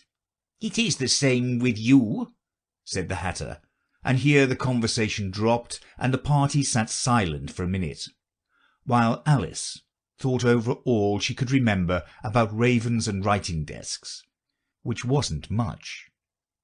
The Hatter was the first to break the silence. "What day of the month is it?" he said, turning to Alice. He had taken his watch out of his pocket, and was looking at it uneasily, shaking it every now and then, and holding it to his ear. Alice considered a little, and then said, "The 4th." "2 days wrong," sighed the Hatter. "I told you butter wouldn't suit the works," he added, looking angrily at the March Hare. "It was the best butter," the March Hare meekly replied. "Yes, but some crumbs must have got in as well," the Hatter grumbled. "You shouldn't have put it in with the bread knife." The March Hare took the watch and looked at it gloomily. Then he dipped it into his cup of tea and looked at it again, but he could think of nothing better to say than his first remark. It was the best butter, you know. Alice had been looking over his shoulder with some curiosity. What a funny watch, she remarked. It tells the day of the month and doesn't tell what o'clock it is. Why should it? Muttered the Hatter. Does your watch tell you what year it is? Of course not, Alice replied very readily. But that's because it stays the same year for such a long time together. Which is just the case with mine, said the Hatter. Alice felt dreadfully puzzled. The Hatter's remark seemed to have no sort of meaning in it, and yet it was certainly English. I don't quite understand you, she said, as politely as she could. The Dormouse is asleep again, said the Hatter, and he poured a little hot tea upon its nose. The Dormouse shook its head impatiently and said, without opening its eyes, Of course, just what I was going to remark myself. Have you guessed the riddle yet? The Hatter said, turning to Alice. No, I give it up, Alice replied. What's the answer? I haven't the slightest idea, said the Hatter. Nor I, said the March Hare. Alice sighed wearily. I thought you might do something better with the time, she said, than waste it in asking riddles that have no answers. If you knew time as well as I do, said the Hatter, you wouldn't talk about wasting it. It's him. I don't know what you mean, said Alice. Of course you don't, the Hatter said, tossing his head contemptuously. I dare say you never even spoke to time. Perhaps not, Alice cautiously replied. But I know I have to beat time when I learn music. Ah, that accounts for it, said the Hatter. He won't stand beating. Now, if you only kept on good terms with him, he'd do almost anything you liked with the clock. For instance, suppose it were 9 o'clock in the morning, just time to begin lessons. You'd only have to whisper a hint to time, and round goes the clock in a twinkling. 1:30, time for dinner. Only I wish it was, the March Hare said to himself in a whisper. That would be grand, certainly, said Alice thoughtfully. But then I shouldn't be hungry for it, you know. Not at first, perhaps, said the Hatter, but you could keep it to 1:30 as long as you liked. Is that the way you manage? Alice asked. The Hatter shook his head mournfully. Not I, he replied. We quarrelled last March, just before he went mad, you know, pointing with his teaspoon at the March Hare. It was at the great concert given by the Queen of Hearts, and I had to sing, Twinkle, twinkle, little bat, how I wonder what you're at. You know the song, perhaps? I've heard something like it, said Alice. It goes on, you know, the Hatter continued, in this way. Up above the world you fly, like a tea-tray in the sky. Twinkle, twinkle. Here the Dormouse shook itself and began singing in its sleep. Twinkle, twinkle, twinkle, twinkle. And went on so long that they had to pinch it to make it stop. Well, I'd hardly finished the first verse, said the Hatter, when the Queen jumped up and bawled out, He's murdering the time. Off with his head. How dreadfully savage, exclaimed Alice. And ever since that, the Hatter went on in a mournful tone, he won't do a thing I ask. It's always 6 o'clock now. A bright idea came into Alice's head. Is that the reason so many tea things are put out here? She asked. Yes, that's it, said the Hatter with a sigh. It's always tea time, and we've no time to wash the things between whiles. Then you keep moving round, I suppose, said Alice. Exactly so, said the Hatter, as the things get used up. But what happens when you come to the beginning again? Alice ventured to ask. Suppose we change the subject, the March Hare interrupted, yawning. I'm getting tired of this. I vote the young lady tells us a story. I'm afraid I don't know one, said Alice. rather alarmed at the proposal. "Then the Dormouse shall!" they both cried. "Wake up, Dormouse!" And they pinched it on both sides at once. The Dormouse slowly opened his eyes. "I wasn't asleep," he said in a hoarse, feeble voice. "I heard every word you fellows were saying." "Tell us a story," said the March Hare. "Yes, please do," pleaded Alice. "And be quick about it," added the Hatter, "or you'll be asleep again before it's done." "Once upon a time there were 3 little sisters," the Dormouse began in a great hurry, "and their names were Elsie, Lacy, and Tilly, and they lived at the bottom of a well." "What did they live on?" said Alice, who always took a great interest in questions of eating and drinking. "They lived on treacle," said the Dormouse, after thinking a minute or two. "They couldn't have done that, you know," Alice gently remarked. "They'd have been ill." "So they were," said the Dormouse. "very ill." Alice tried to fancy to herself what such an extraordinary way of living would be like, but it puzzled her too much, so she went on. "But why did they live at the bottom of a well?" "Take some more tea," the March Hare said to Alice very earnestly. "I've had nothing yet," Alice replied in an offended tone. "So I can't take more." "You mean you can't take less," said the Hatter. "It's very easy to take more than nothing." "Nobody asked your opinion," said Alice. "Who's making personal remarks now?" the Hatter asked triumphantly. Alice did not quite know what to say to this, so she helped herself to some tea and bread and butter, and then turned to the Dormouse and repeated her question. "Why did they live at the bottom of a well?" The Dormouse again took a minute or two to think about it, and then said, "It was a treacle well." "There's no such thing." Alice was beginning very angrily, but the Hatter and the March Hare went, "Shh, shh," and the Dormouse sulkily remarked, "If you can't be civil, you'd better finish the story for yourself." "No, please go on," Alice said very humbly. "I won't interrupt again. I dare say there may be one." "One indeed," said the Dormouse indignantly. However, he consented to go on. "And so these 3 little sisters, they were learning to draw, you know." "What did they draw?" said Alice, quite forgetting her promise. "Treacle," said the Dormouse, without considering at all this time. "I want a clean cup," interrupted the Hatter. "Let's all move one place on." He moved on as he spoke, and the Dormouse followed him. The March Hare moved into the Dormouse's place, and Alice rather unwillingly took the place of the March Hare. The Hatter was the only one who got any advantage from the change, and Alice was a good deal worse off than before, as the March Hare had just upset the milk jug into his plate.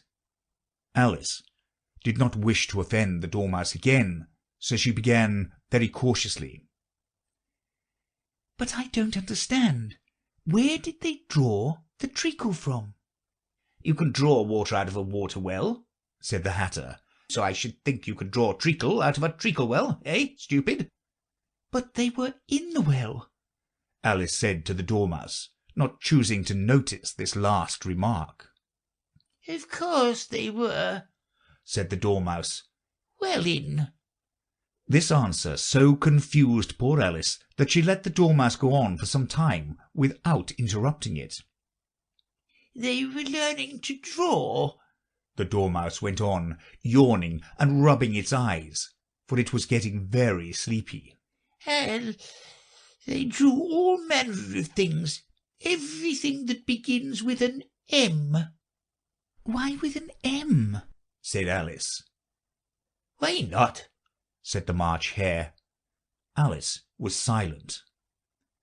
The Dormouse had closed its eyes by this time, and was going off into a doze. But On being pinched by the Hatter, it woke up again with a little shriek and went on.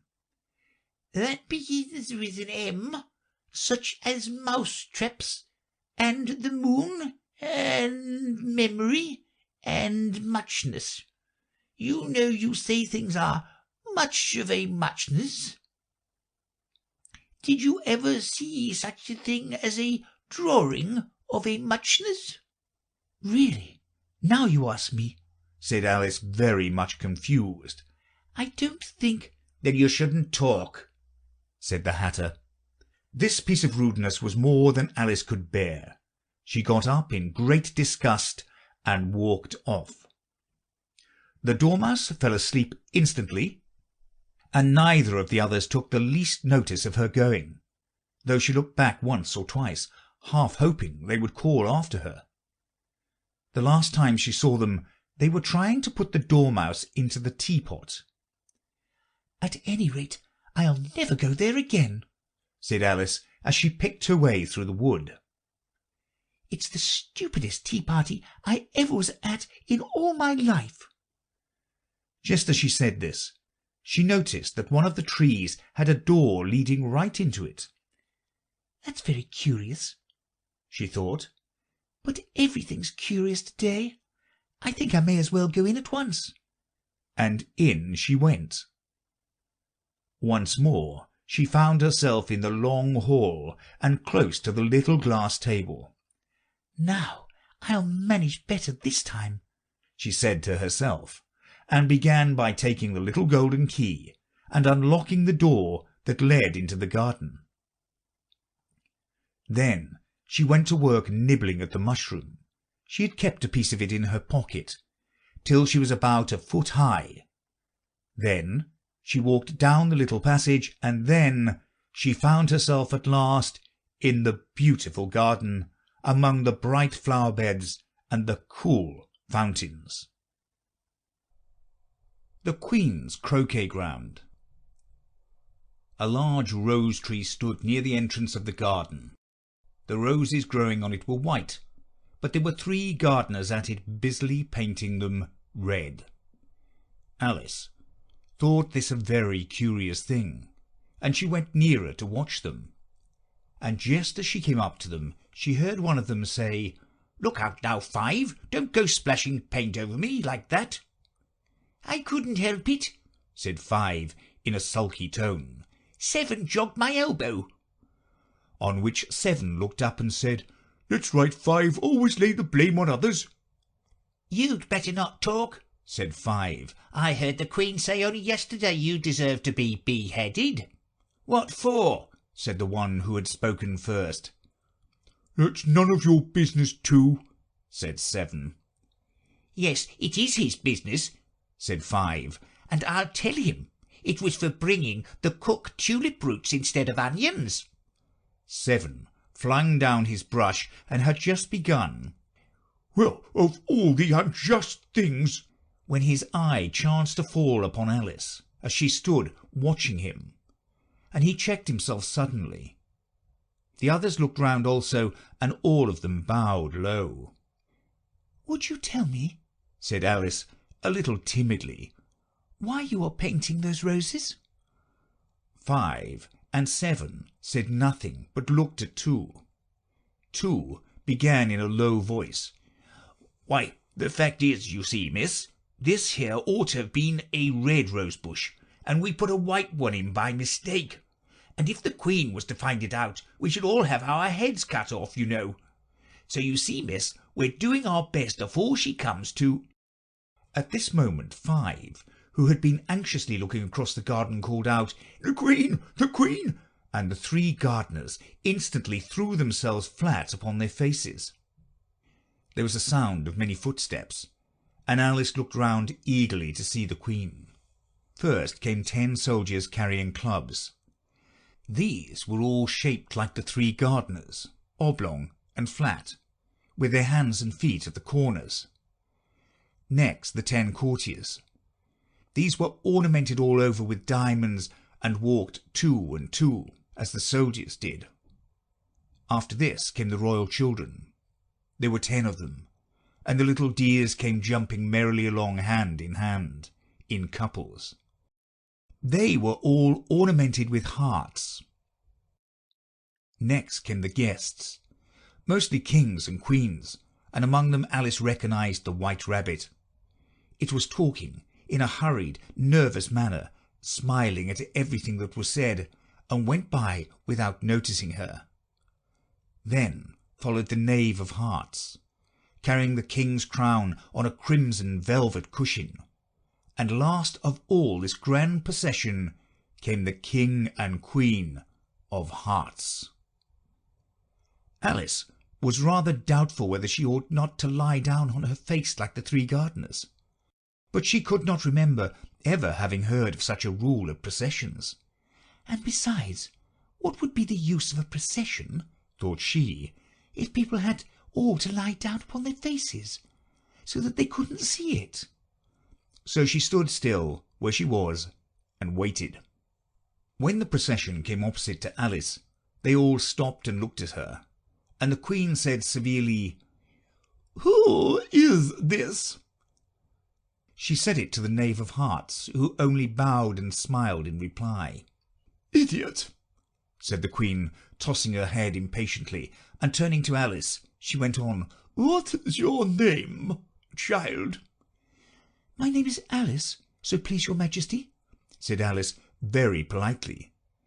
But she added to herself, "Why, they're only a pack of cards after all. I needn't be afraid of them." "And who are these?" said the Queen, pointing to the three gardeners who were lying round the rose tree, for you see, as they were lying on their faces, and the patterns on their backs was the same as the rest of the pack, she could not tell whether they were gardeners, or soldiers, or courtiers, or three of her own children. "How should I know?" said Alice, surprised at her own courage. "It's no business of mine." The Queen turned crimson with fury, and, after glaring at her for a moment like a wild beast, screamed, "Off with her head! Off!" "Nonsense!" said Alice very loudly and decidedly, and the Queen was silent.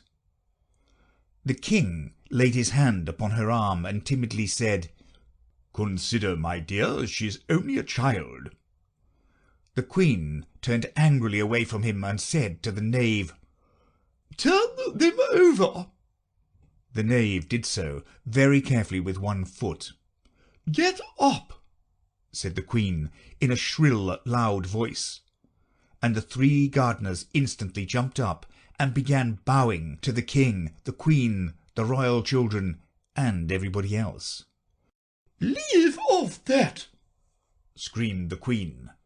"You make me giddy." And then, turning to the rose tree, she went on, "What have you been doing here?" "May it please your Majesty," said two in a very humble tone, going down on one knee as he spoke. "We were trying—" "I see," said the Queen, who had meanwhile been examining the roses. "Off with their heads!" And the procession moved on, three of the soldiers remaining behind to execute the unfortunate gardeners, who ran to Alice for protection. "You shan't be beheaded," said Alice, and she put them into a large flower pot that stood near. The three soldiers wandered about for a minute or two looking for them, and then quietly marched off after the others. "Are their heads off?" shouted the Queen.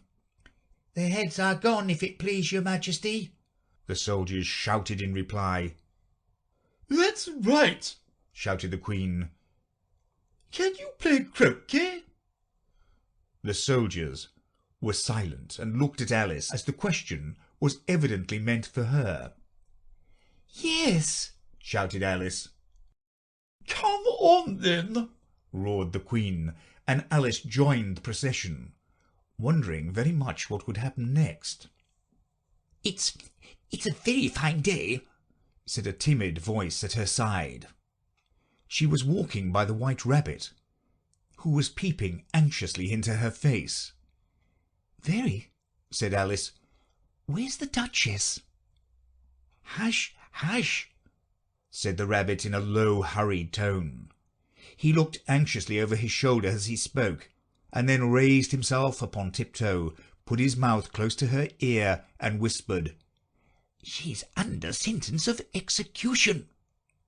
"What for?" said Alice. "Did you say what a pity?" the rabbit asked. "No, I didn't," said Alice.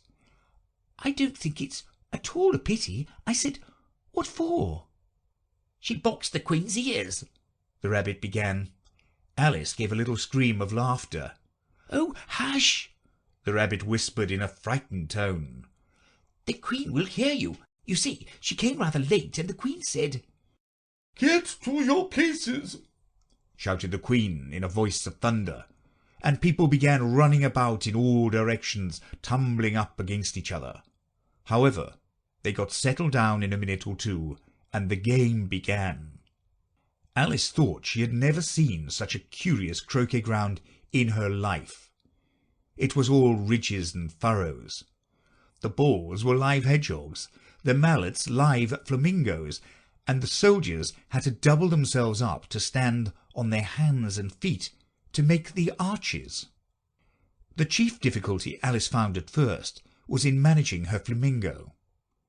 She succeeded in getting its body tucked away comfortably enough under her arm, with its legs hanging down, but generally, just as she had got its neck nicely straightened out and was going to give the hedgehog a blow with its head, it would twist itself round and look up in her face with such a puzzled expression that she could not help bursting out laughing.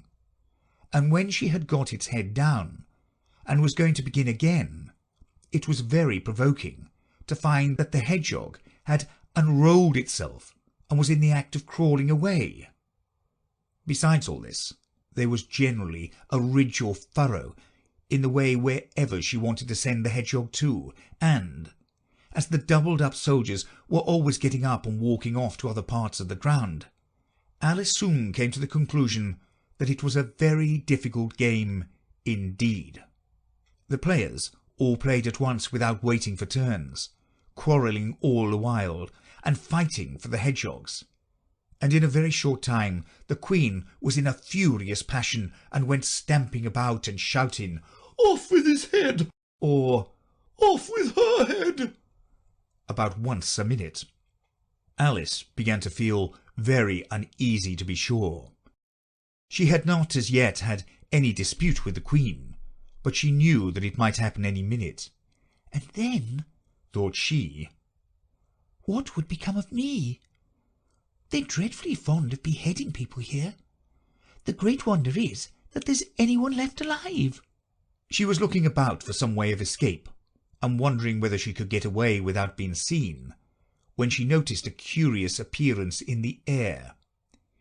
It puzzled her very much at first, but after watching it a minute or two, she made it out to be a grin, and she said to herself, "It's the Cheshire Cat. Now I shall have somebody to talk to." "How are you getting on?" said the cat, as soon as there was mouth enough for it to speak with. Alice waited till the eyes appeared, and then nodded. "It's no use speaking to it," she thought, "till its ears have come, or at least one of them." In another minute the whole head appeared, and then Alice put down her flamingo and began an account of the game, feeling very glad she had someone to listen to her. The cat seemed to think that there was enough of it now in sight, and no more of it appeared. "I don't think they play at all fairly," Alice began in rather a complaining tone. "And they all quarrel so dreadfully one can't hear oneself speak. And they don't seem to have any rules in particular. At least, if there are, nobody attends to them. And you've no idea how confusing it is, all the things being alive.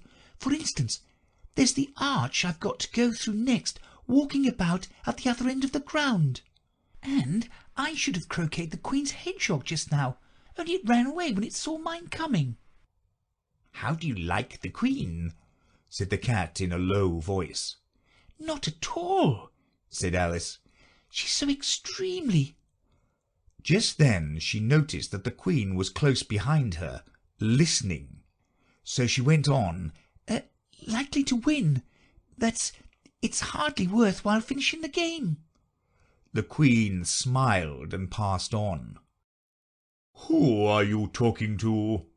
said the King, going up to Alice, and looking at the cat's head with great curiosity.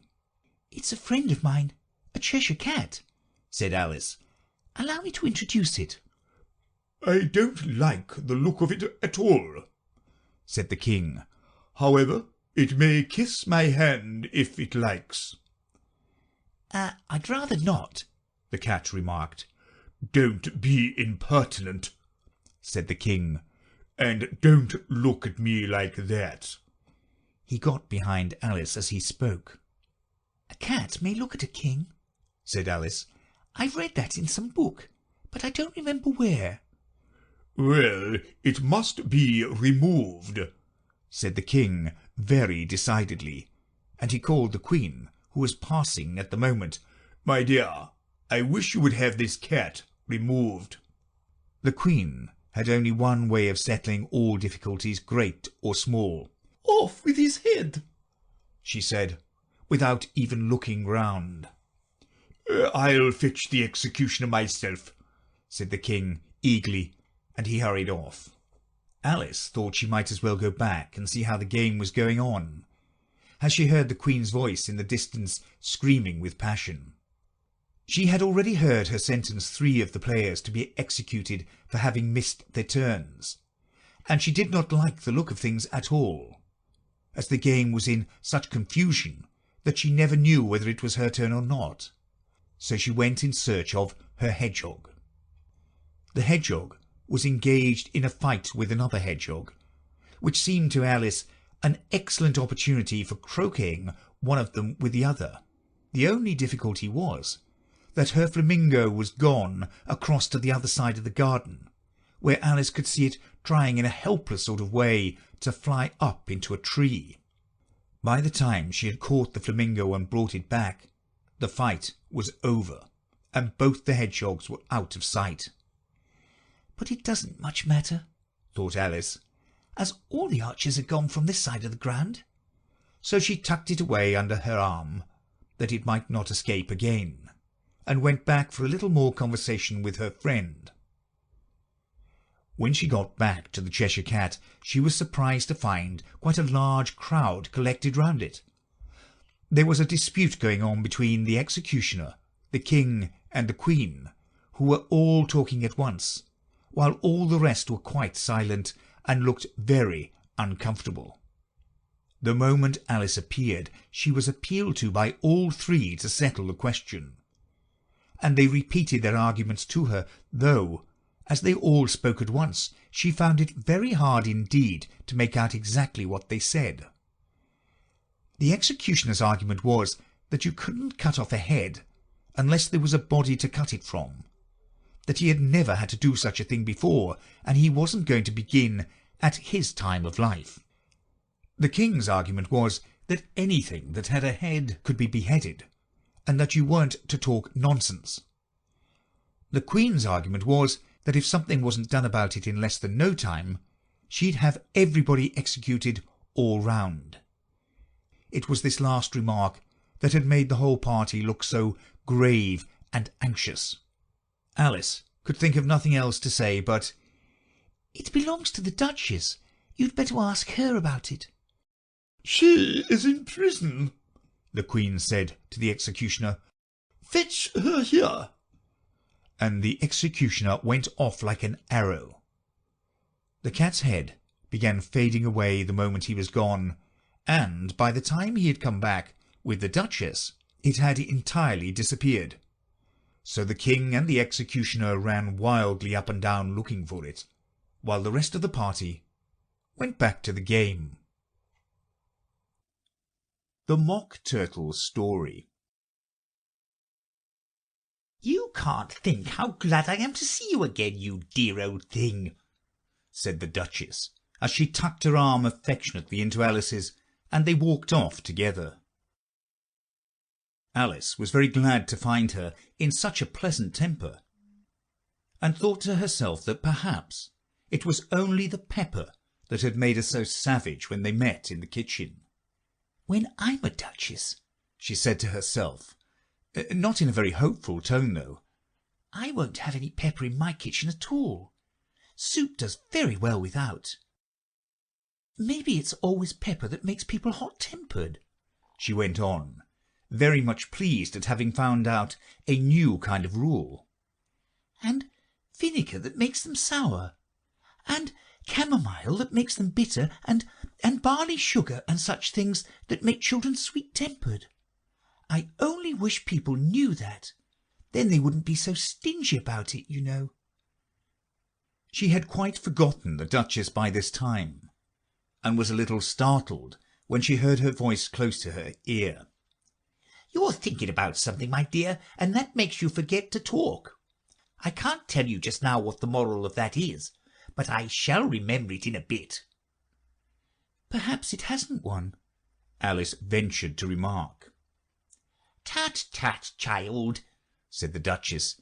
"Everything's got a moral, if only you can find it."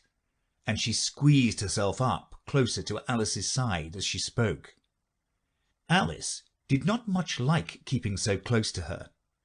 First, because the Duchess was very ugly, and secondly, because she was exactly the right height to rest her chin upon Alice's shoulder, and it was an uncomfortably sharp chin. However, she did not like to be rude, so she bore it as well as she could.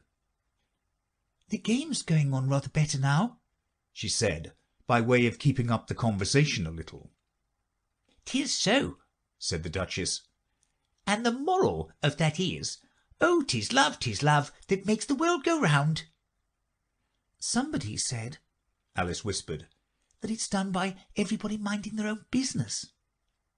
"Ah, well, it means much the same thing," said the Duchess, digging her sharp little chin into Alice's shoulder, as she added, "and the moral of that is, take care of the sense, and the sounds will take care of themselves." "How fond she is of finding morals in things," Alice thought to herself. "I dare say you're wondering why I don't put my arm round your waist," the Duchess said after a pause. "The reason is that I'm doubtful about the temper of your flamingo. Shall I try the experiment?" He might bite," Alice cautiously replied, not feeling at all anxious to have the experiment tried. "Very true," said the Duchess. "Flamingos and mustard both bite, and the moral of that is, birds of a feather flock together." Only mustard isn't a bird," Alice remarked. "Right as usual," said the Duchess. "What a clear way you have of putting things." "It's a mineral, I think," said Alice. "Of course it is," said the Duchess, who seemed ready to agree to everything that Alice said. "There's a large mustard mine near here, and the moral of that is, the more there is of mine, the less there is of yours." "Oh, I know," exclaimed Alice, who had not attended to this last remark. "It's a vegetable. It doesn't look like one, but it is."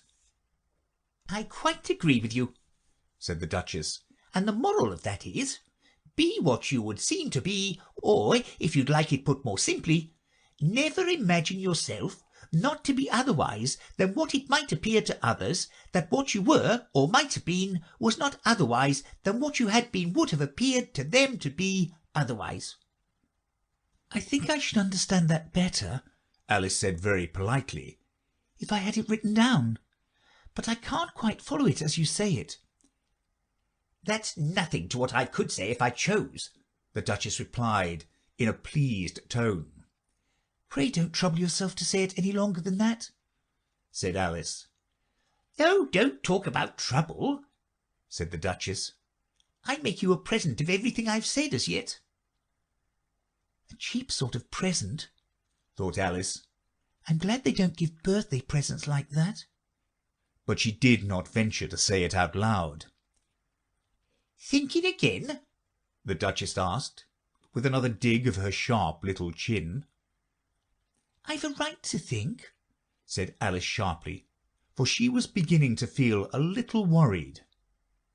"Just about as much right," said the Duchess, as pigs have to fly, and the But here, to Alice's great surprise, the Duchess's voice died away, even in the middle of her favourite word, moral, and the arm that was linked into hers began to tremble.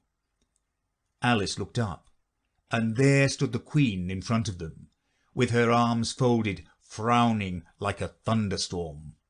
A fine day, your Majesty, the Duchess began in a low, weak voice. Now, I give you fair warning, shouted the Queen, stamping on the ground as she spoke. either you or your head must be off, and that in about half no time. Take your choice. The Duchess took her choice and was gone in a moment. Let's go on with the game, the Queen said to Alice, and Alice was too much frightened to say a word, but slowly followed her back to the croquet ground. The other guests had taken advantage of the Queen's absence, and were resting in the shade. However, the moment they saw her, they hurried back to the game.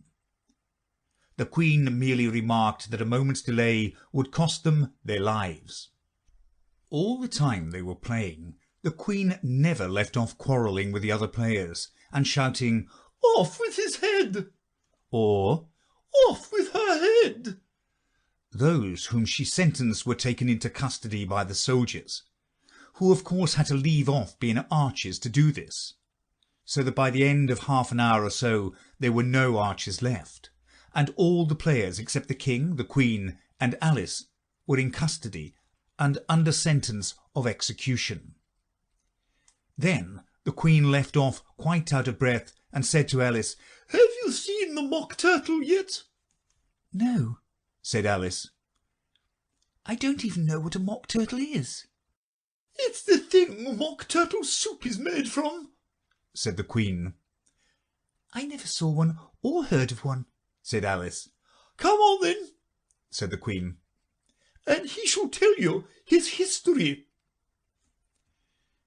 As they walked off together, Alice heard the King say in a low voice to the company generally, "You are all pardoned." Come, that's a good thing, she said to herself, for she had felt quite unhappy at the number of executions the Queen had ordered. They very soon came upon a griffin, lying fast asleep in the sun. If you don't know what a griffin is, look at the picture. "Up, lazy thing," said the Queen, "and take this young lady to see the Mock Turtle, and to hear his history. I must go back and see after some executions I have ordered." And she walked off, leaving Alice alone with the griffin. Alice did not quite like the look of the creature, but on the whole she thought it would be quite as safe to stay with it as to go after the savage Queen. So she waited. The griffin sat up and rubbed its eyes. Then it watched the Queen till she was out of sight. Then it chuckled. "What fun!" said the griffin, half to itself, half to Alice. What is the fun? said Alice. "Why, she," said the griffin. "It's all her fancy, that. They never executes nobody, you know. Come on." Everybody says come on here, thought Alice, as she went slowly after it. I never was so ordered about in all my life, never. They had not gone far before they saw the Mock Turtle in the distance, sitting sad and lonely on a little ledge of rock, and as they came nearer, Alice could hear him sighing as if his heart would break. She pitied him deeply. What is his sorrow? she asked the griffin. And the griffin answered very nearly in the same words as before. "It's all his fancy, that. He hasn't got no sorrow, you know. Come on." So they went on to the Mock Turtle, who looked at them with large eyes full of tears, but said nothing. "This here young lady," said the griffin, "she wants for to know your history, she do." "I'll tell it her," said the Mock Turtle in a deep hollow tone. "Sit down, both of you, and don't speak a word till I've finished." So they sat down, and nobody spoke for some minutes. Alice thought to herself, I don't see how he can ever finish if he doesn't begin. but she waited patiently. "Once," Said the Mock Turtle at last with a deep sigh, "I was a real turtle." These words were followed by a very long silence, broken only by an occasional exclamation of "Urgh!" from the Gryphon, and the constant heavy sobbing of the Mock Turtle. Alice was very nearly getting up and saying, Thank you, sir, for your interesting story. but she could not help thinking there must be more to come. So she sat still and said nothing. "When we were little," The Mock Turtle went on at last, more calmly, though still sobbing a little now and then, "we went to school in the sea. The master was an old turtle. We used to call him Tortoise." Why did you call him Tortoise if he wasn't one? asked Alice. "We called him Tortoise because he taught us," said the Mock Turtle angrily. "Really, you are very dull." "You will be ashamed of yourself for asking such a simple question," added the Gryphon, and then they both sat silent and looked at poor Alice, who felt ready to sink into the earth. At last the Gryphon said to the Mock Turtle, "Drive on, old fella. Don't be all gay about it." and he went on in these words. "Yes, we went to school in the sea, though you mayn't believe it." I never said I didn't, interrupted Alice. "You did," said the Mock Turtle. "Hold your tongue," added the Gryphon. Before Alice could speak again, the Mock Turtle went on. "We had the best of educations. In fact, we went to school every day." I've been to a day school too, said Alice. You needn't be so proud as all that. "With extras?" asked the Mock Turtle a little anxiously. Yes, said Alice. we learnt French and music. "And washing?" said the Mock Turtle. Certainly not. said Alice indignantly. "Then yours wasn't a really good school," said the Mock Turtle in a tone of great relief. "Now at ours they had at the end of the bill French, music, and washing extra." You couldn't have wanted it much, said Alice, living at the bottom of the sea. "I couldn't afford to learn it," said the Mock Turtle with a sigh. "I only took the regular course." What was that? inquired Alice. "Reeling and writhing, of course, to begin with," the Mock Turtle replied. "and then the different branches of arithmetic, ambition, distraction, uglification, and derision." I never heard of uglification, Alice ventured to say. What is it? The Gryphon lifted up both its paws in surprise. "What? Never heard of uglifying?" it exclaimed. "You know what to beautify is, I suppose?" Yes, said Alice doubtfully. it means to make anything prettier. "Well, then," the Gryphon went on, "if you don't know what to uglify is, you are a simpleton." Alice did not feel encouraged to ask any more questions about it, so she turned to the Mock Turtle and said, What else had you to learn? "There was mystery," the Mock Turtle replied, counting off the subjects on his flappers. "Mystery, ancient and modern, with seography, then drawing. The drawing master was an old congreel that used to come once a week. He taught us drawing, stretching, and fainting in coils." What was that like? said Alice. "Well, I can't show it you myself," the Mock Turtle said. "I'm too stiff, and the Griffin never learnt it." "Hadn't time," said the Griffin. "I went to the classics master, though. He was an old crab, he was." "I never went to him," the Mock Turtle said with a sigh. "He taught laughing and grief, they used to say." "So he did, said the Griffin, sighing in his turn.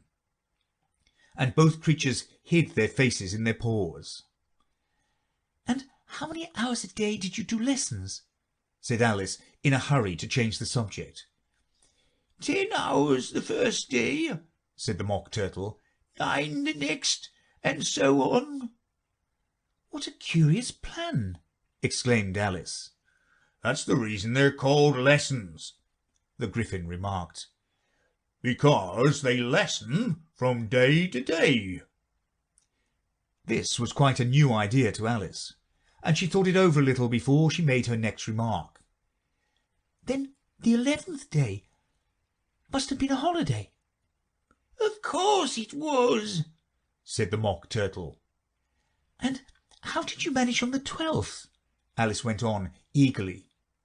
"That's enough about lessons," the Griffin interrupted in a very decided tone.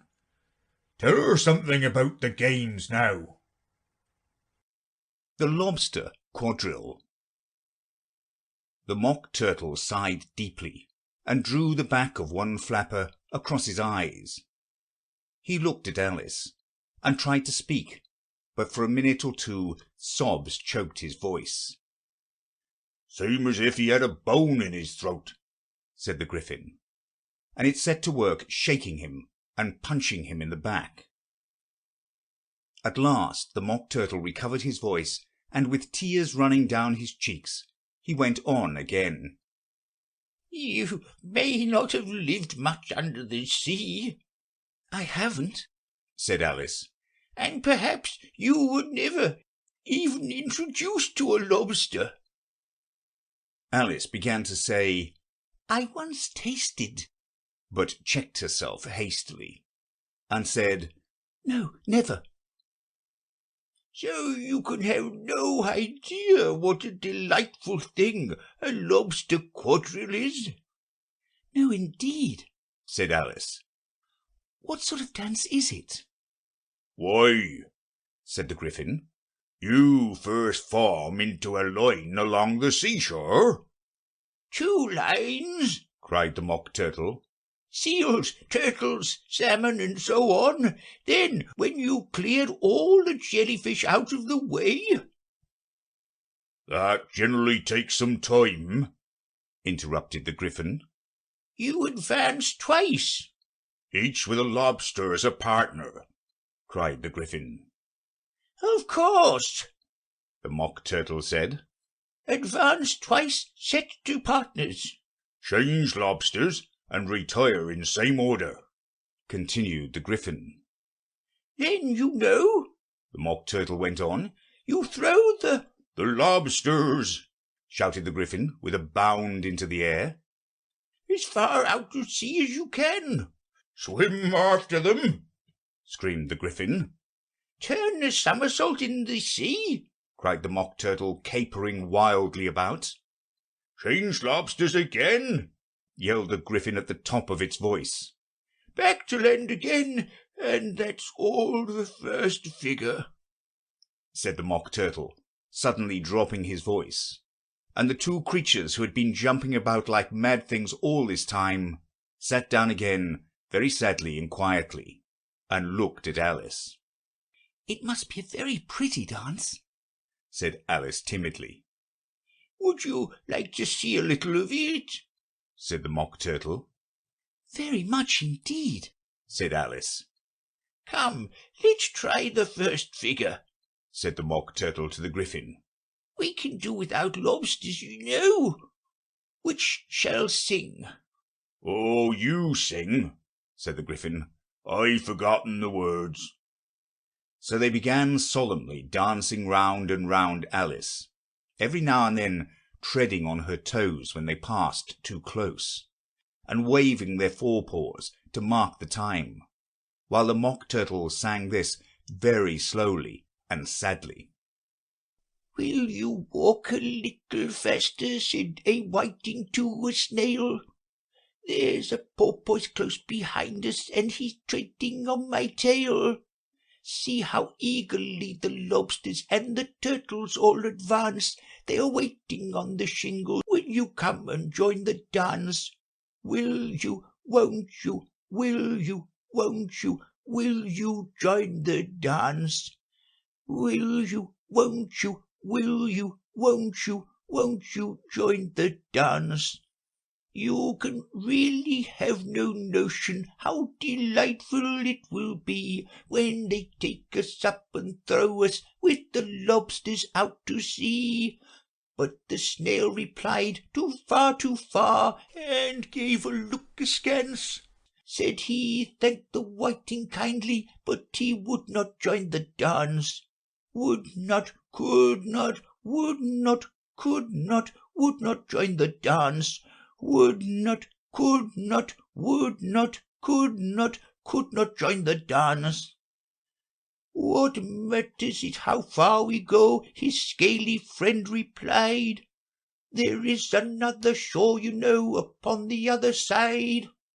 The further off from England, the nearer is to France. Then turn not pale, beloved snail, but come and join the dance. Will you, won't you, will you, won't you, will you join the dance? Will you, won't you, will you, won't you join the dance?" "Thank you. It's a very interesting dance to watch," said Alice, feeling very glad that it was over at last. "And I do so like the curious song about the whiting." "Oh, as to the whiting," said the Mock Turtle, you've seen them, of course?" "Yes," said Alice. "I've often seen them at She checked herself hastily.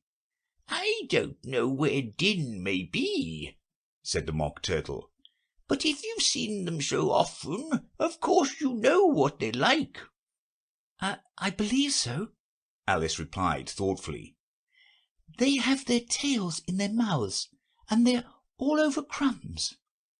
"You're wrong about the crumbs," said the Mock Turtle. "Crumbs would all wash off in the sea. But they have their tails in their mouths, and the reason is—" Here the Mock Turtle yawned and shut his eyes.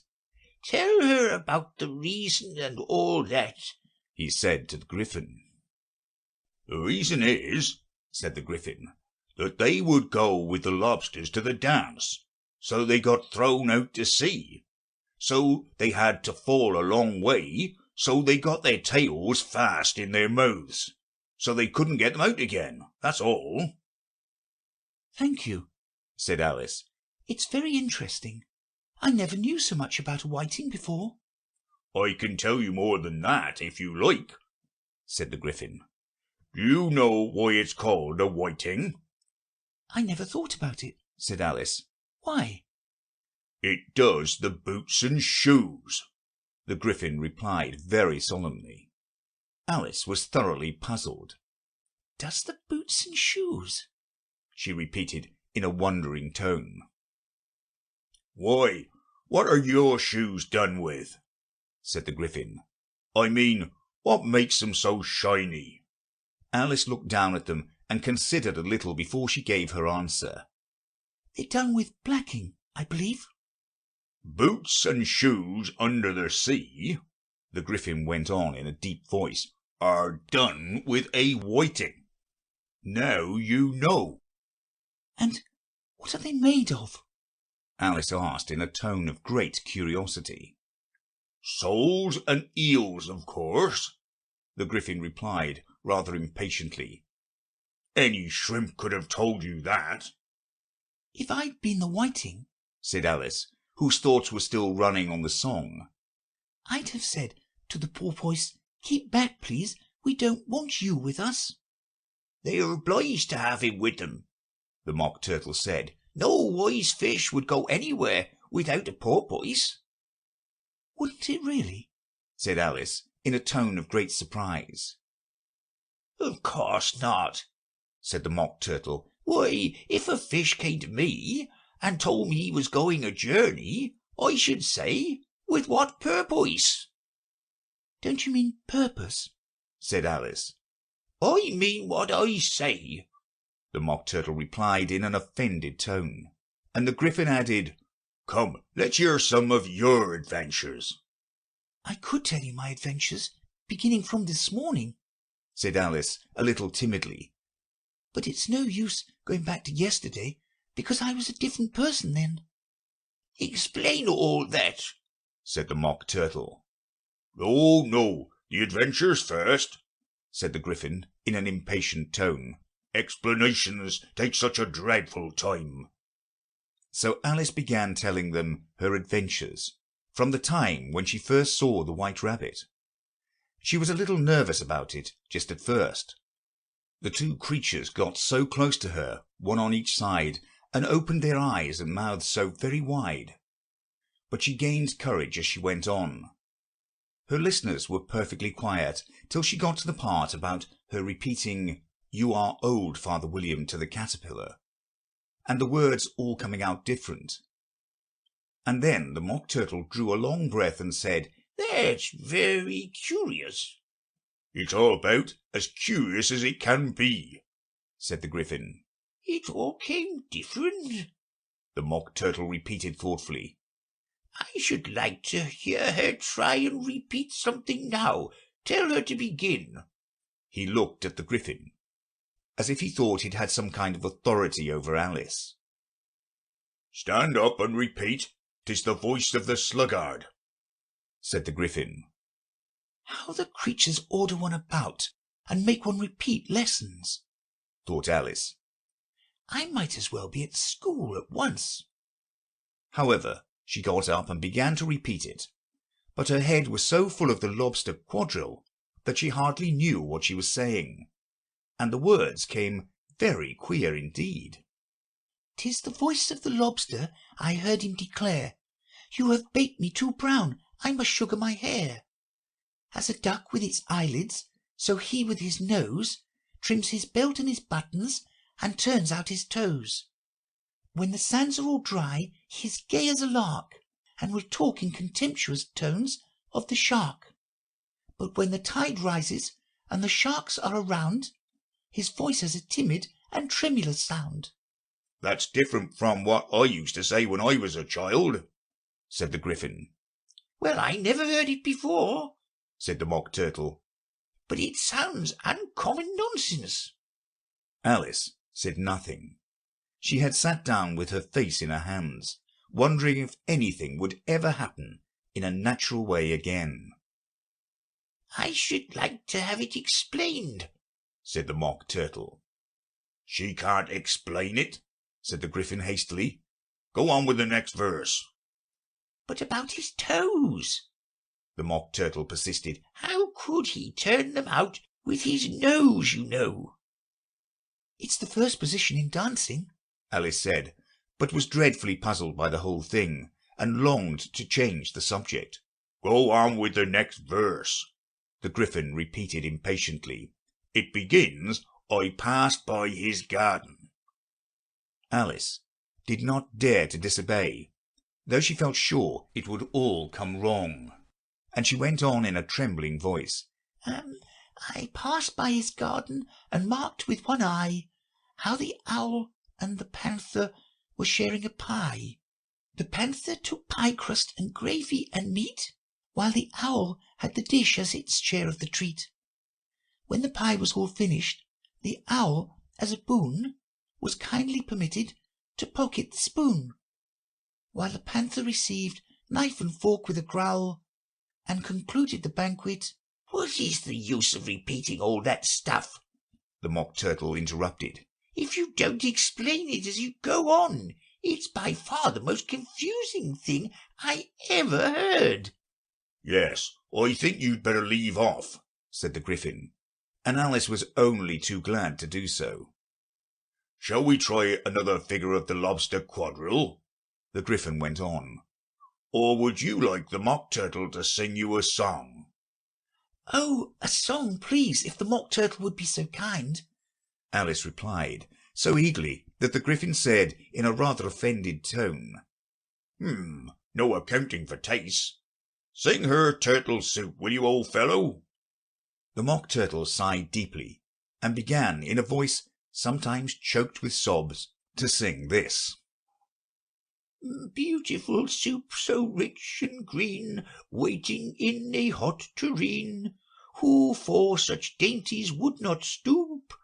Soup of the evening, beautiful soup, soup of the evening, beautiful soup, beautiful soup, beautiful soup, soup of the evening, beautiful, beautiful soup. Beautiful soup, who cares for fish, game, or any other dish? Who would not give, or else for 2 pennyworth only of beautiful soup, pennyworth only of beautiful soup, beautiful soup, beautiful soup, soup of the evening, beautiful, beautiful soup. "Chorus again," cried the Gryphon, and the Mock Turtle had just begun to repeat it when a cry of "The trial's beginning" was heard in the distance. "Come on," cried the Gryphon, and taking Alice by the hand, it hurried off without waiting for the end of the song. What trial is it?" Alice panted as she ran. But the Gryphon only answered, "Come on," and ran the faster, while more and more faintly came, carried on the breeze that followed them, the melancholy words, Soup of the evening, beautiful, beautiful soup. Who stole the tarts? The King and Queen of Hearts were seated on their throne when they arrived, with a great crowd assembled about them. All sorts of little birds and beasts, as well as the whole pack of cards. The knave was standing before them, in chains, with a soldier on each side to guard him. And near the king was the white rabbit, with a trumpet in one hand and a scroll of parchment in the other. In the very middle of the court was a table, with a large dish of tarts upon it. They looked so good that it made Alice quite hungry to look at them. "I wish they'd get the trial done," she thought, "and hand round the refreshments." but there seemed to be no chance of this, so she began looking at everything about her to pass away the time. Alice had never been in a court of justice before, but she had read about them in books, and she was quite pleased to find that she knew the name of nearly everything there. "That's the judge," she said to herself, "because of his great wig." The judge, by the way, was the king, and as he wore his crown over the wig, look at the front piece if you want to see how he did it, he did not look at all comfortable, and it was certainly not becoming. "And that's the jury box," thought Alice. "And those 12 creatures." She was obliged to say creatures, you see, because some of them were animals and some were birds. "I suppose they are the jurors." She said this last word 2 or 3 times over to herself, being rather proud of it. For she thought, and rightly too, that very few little girls of her age knew the meaning of it at all. However, jurymen would have done just as well. The 12 jurors were all writing very busily on slates. "What are they doing?" Alice whispered to the Gryphon. "They can't have anything to put down yet before the trial's begun." "They're putting down their names," the Gryphon whispered in reply, "for fear they should forget them before the end of the trial." "Stupid things," Alice began in a loud, indignant voice, but she stopped hastily, for the white rabbit cried out, "Silence in court!" and the king put on his spectacles and looked anxiously round to make out who was talking. Alice could see as well as if she were looking over their shoulders, that all the jurors were writing down stupid things on their slates. And she could even make out that one of them didn't know how to spell stupid, and that he had to ask his neighbour to tell him. A nice muddle their slates will be in before the trial's over, thought Alice. One of the jurors had a pencil that squeaked.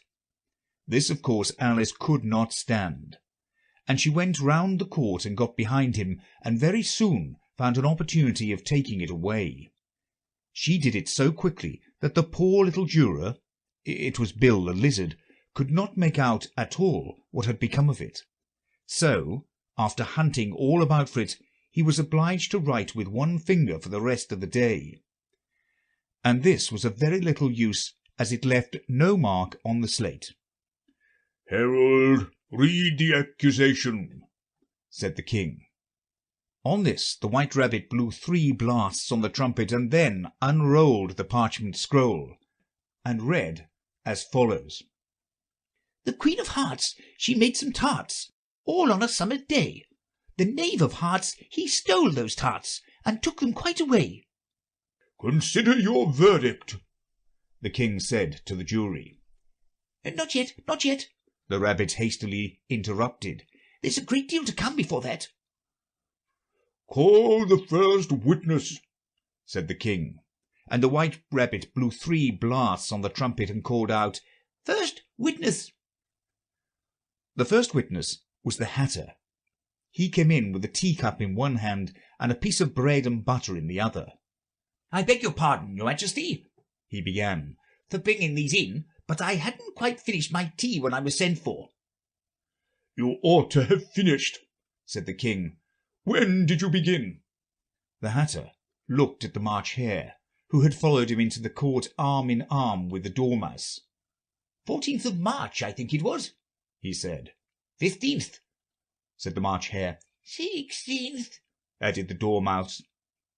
"Write that down," the king said to the jury, and the jury eagerly wrote down all 3 dates on their slates, and then added them up and reduced the answer to shillings and pence.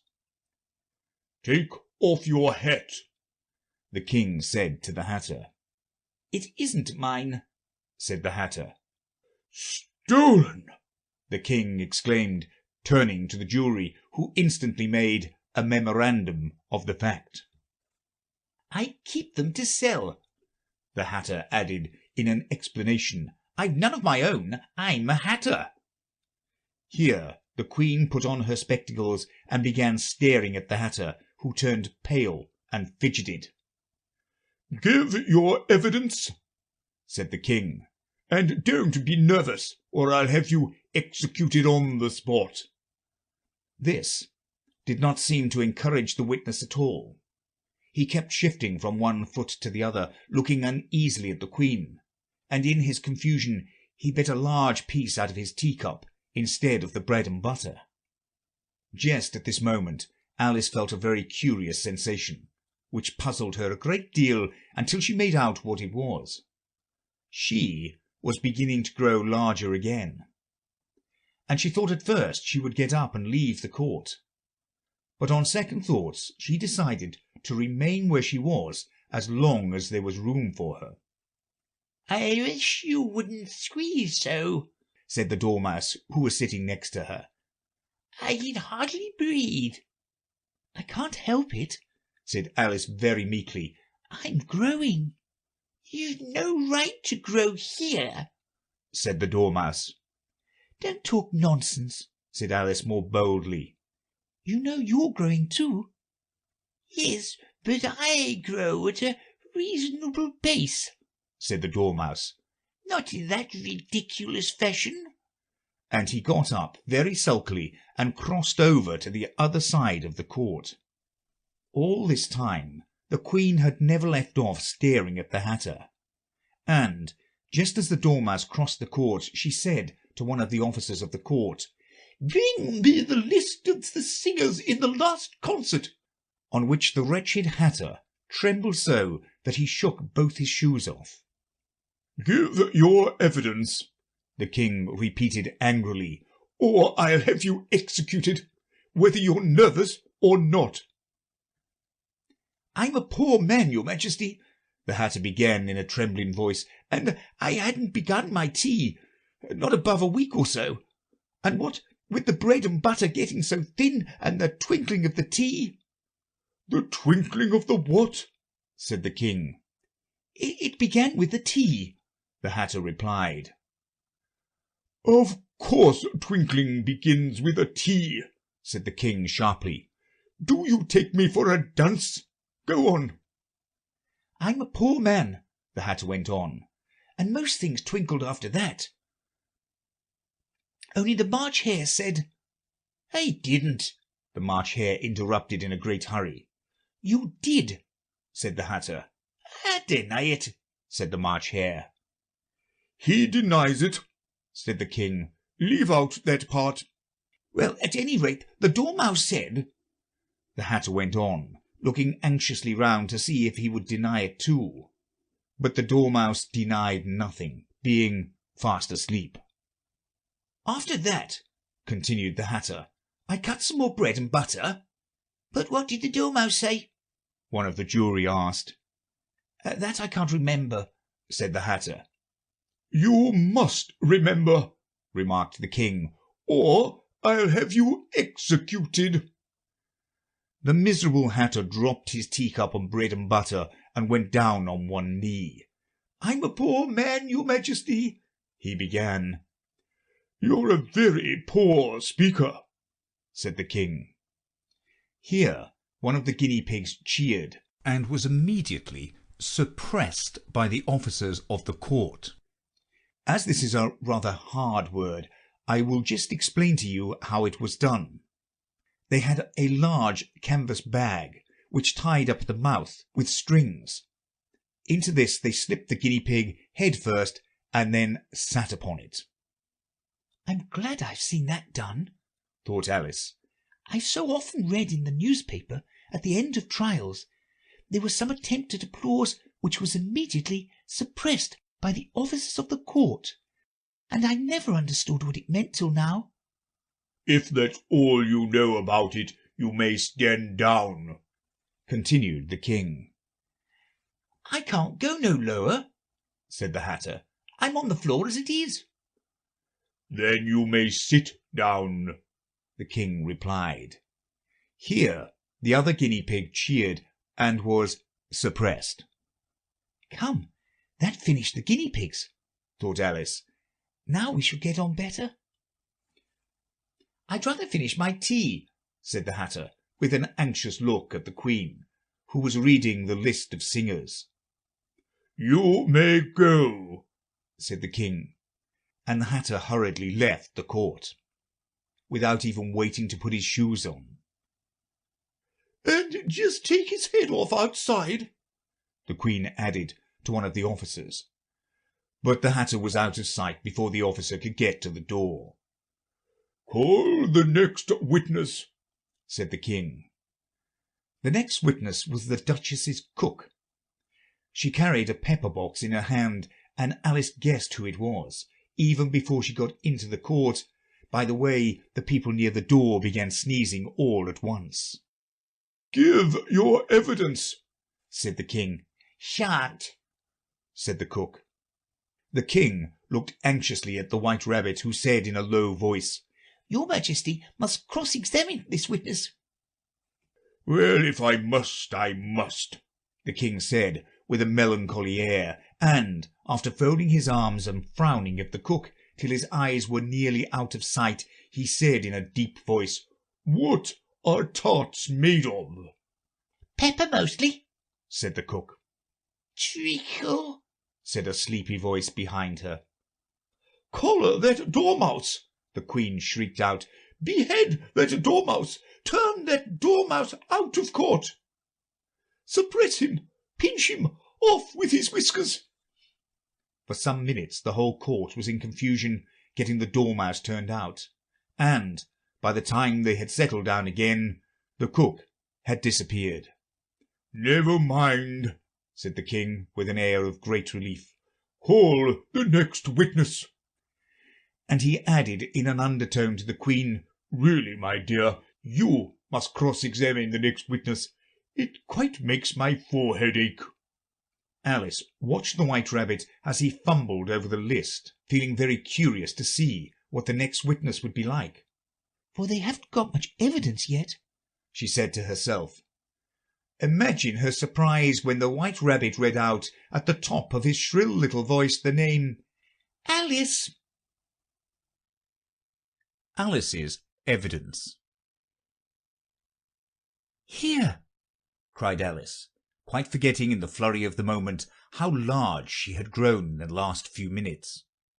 And she jumped up in such a hurry that she tipped over the jury box with the edge of her skirt, upsetting all the jurymen onto the heads of the crowd below.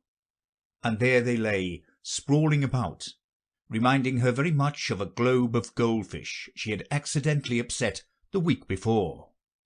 "Oh, I beg your pardon," she exclaimed in a tone of great dismay, and began picking them up again as quickly as she could. For the incident of the goldfish kept running in her head, and she had a vague sort of idea that they must be collected at once and put back into the jury box, or they would die. "The trial cannot proceed," said the King in a very grave voice, "until all the jurymen are back in their proper places. All," he repeated with great emphasis, looking hard at Alice as he said so. Alice looked at the jury box, and saw that in her haste she had put the lizard in head downwards, and the poor little thing was waving its tail about in a melancholy way, being quite unable to move.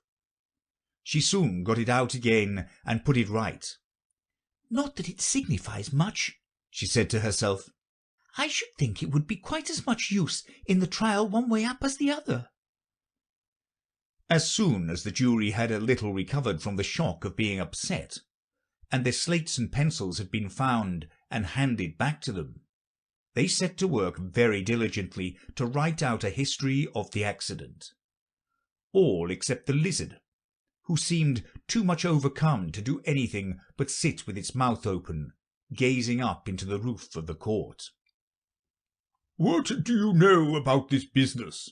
the King said to Alice. "Nothing," said Alice. "Nothing whatever?" persisted the King. "Nothing whatever," said Alice. "That's very important," the King said, turning to the jury.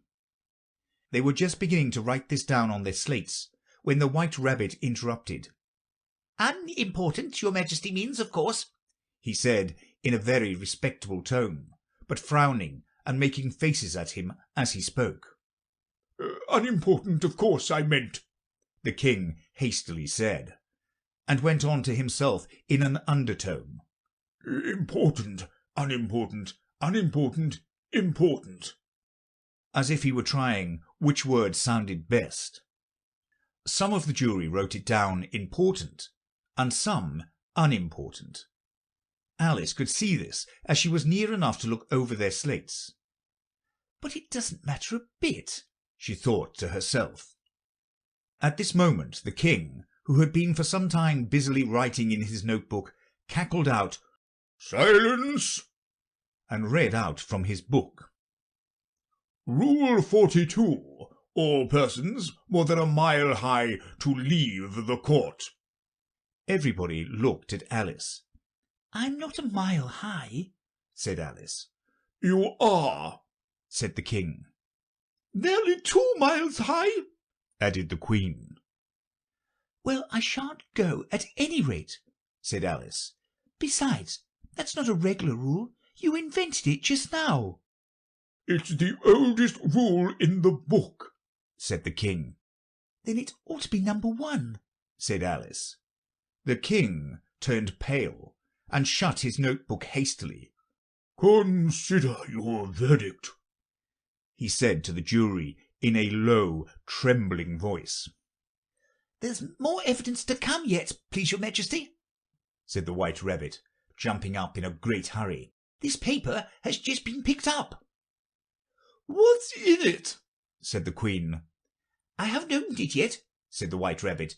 "but it seems to be a letter written by the prisoner to somebody." "It must have been that," said the king, "unless it was written to nobody, which isn't usual, you know." "Who is it directed to?" said one of the jurymen. "It isn't directed at all," said the White Rabbit. "In fact, there's nothing written on the outside." He unfolded the paper as he spoke, and added, "It isn't a letter after all. It's a set of verses." "Are they in the prisoner's handwriting?" asked another of the jurymen. "No, they're not," said the White Rabbit. "And that's the queerest thing about it." The jury all looked puzzled. "He must have imitated somebody else's hand," said the king. The jury all brightened up again. "Please, your Majesty," said the knave, "I didn't write it, and they can't prove I did. There's no name signed at the end." "If you didn't sign it," said the king, "that only makes the matter worse. You must have meant some mischief, or else you'd have signed your name like an honest man." There was a general clapping of hands at this. It was the first really clever thing the king had said that day. "That proves his guilt," said the queen. "It proves nothing of the sort," said Alice. "Why, you don't even know what they're about." "Read them," said the king. The White Rabbit put on his spectacles. "Where shall I begin, please, your Majesty?" he asked. "Begin at the beginning," the king said gravely, "and go on till you come to the end. Then stop."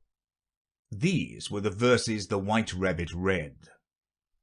"They told me you had been to her, and mentioned me to him. She gave me a good character, but said I could not swim. He sent them word I had not gone. We know it to be true. If she should push the matter on, what would become of you? I gave her one, they gave him two. You gave us three or more. They all returned from him to you, though they were mine before. If I or she should chance to be involved in this affair, he trusts to you to set them free, exactly as we were. My notion was that you had been, before she had this fit, an obstacle that came between him and ourselves and it. Don't let him know she liked them best, for this must ever be a secret kept from all the rest between yourself and me." "That's the most important piece of evidence we've heard yet," said the king, rubbing his hands. "So now let the jury—" "If any one of them can explain it," said Alice. She had grown so large in the last minute that she wasn't a bit afraid of interrupting him. "I'll give him sixpence. I don't believe there's an atom of meaning in it." The jury all wrote down on their slates, "She doesn't believe there's an atom of meaning in it," but none of them attempted to explain the paper. "If there's no meaning in it," said the king, "that saves a world of trouble, you know, as we needn't try to find any. And yet I don't know," he went on, spreading out the verses on his knee and looking at them with one eye. "I seem to see some meaning in them after all. Said I could not swim. You can't swim, can you?" he added, turning to the knave. The knave shook his head sadly. "Do I look like it?" he said, which he certainly did not, being made entirely of cardboard. "All right so far," said the king, and he went on muttering over the verses to himself. "We know it to be true. That's the jury, of course. I gave her one, they gave him two. Why, that must be what he did with the tarts, you know." "But it goes on. They all returned from him to you," said Alice. "Why, there they are," said the king triumphantly, pointing to the tarts on the table. "Nothing can be clearer than that. Then again, before she had this fit. You never had fits, my dear, I think, he said to the Queen. Never, said the Queen furiously, throwing an inkstand at the lizard as she spoke.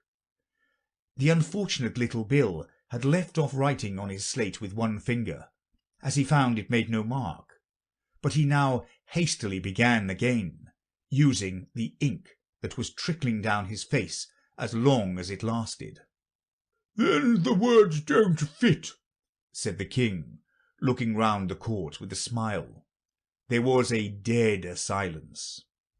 It's a pun, the King added in an offended tone, and everybody laughed. Let the jury consider their verdict, the King said, for about the 20th time that day. No, no, said the Queen. Sentence first, verdict afterwards. Stuff and nonsense, said Alice loudly. The idea of having the sentence first. Hold your tongue, said the Queen, turning purple. I won't, said Alice. Off with her head, the Queen shouted at the top of her voice. Nobody moved. Who cares for you? said Alice. She had grown to her full size by this time. You're nothing but a pack of cards.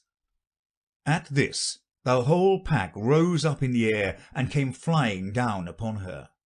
She gave a little scream, half of fright and half of anger, and tried to beat them off, and found herself lying on the bank, with her head in the lap of her sister, who was gently brushing away some dead leaves that had fluttered down from the trees upon her face. Wake up, Alice, dear, said her sister. Why, what a long sleep you've had.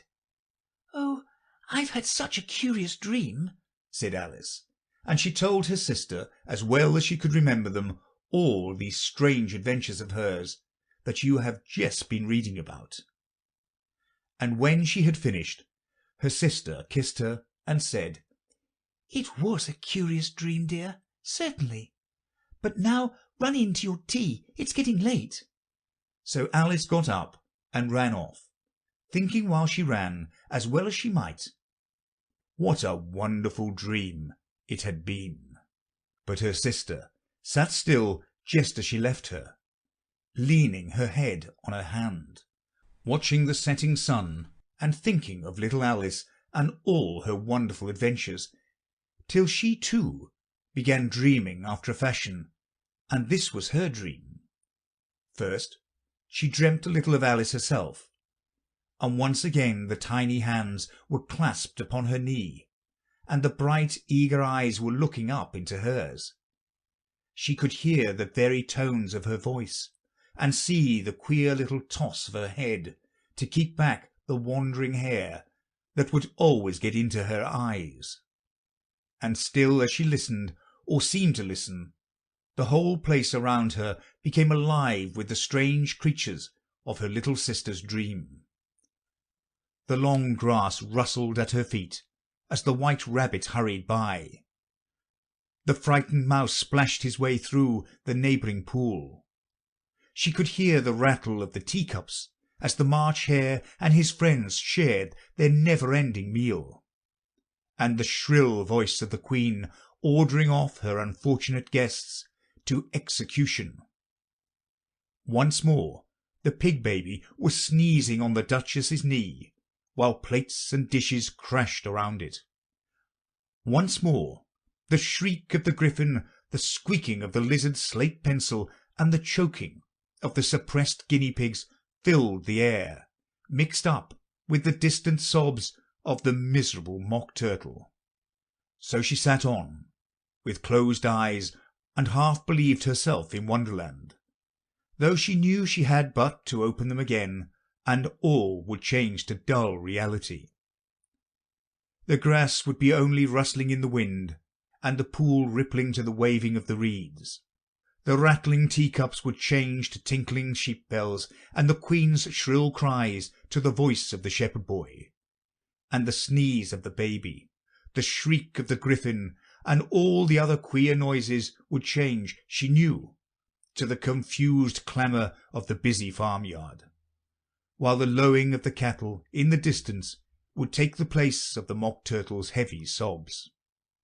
Lastly, she pictured to herself how this same little sister of hers would, in the after-time, be herself a grown woman, and how she would keep through all her riper years the simple and loving heart of her childhood, and how she would gather about her other little children, and make their eyes bright and eager with many a strange tale, perhaps even with the dream of Wonderland of long ago, and how she would feel with all their simple sorrows, and find a pleasure in all their simple joys, remembering her own child life and the happy summer days. End of chapter 12. Recording by Craig Franklin. End of Alice's Adventures in Wonderland by Lewis Carroll.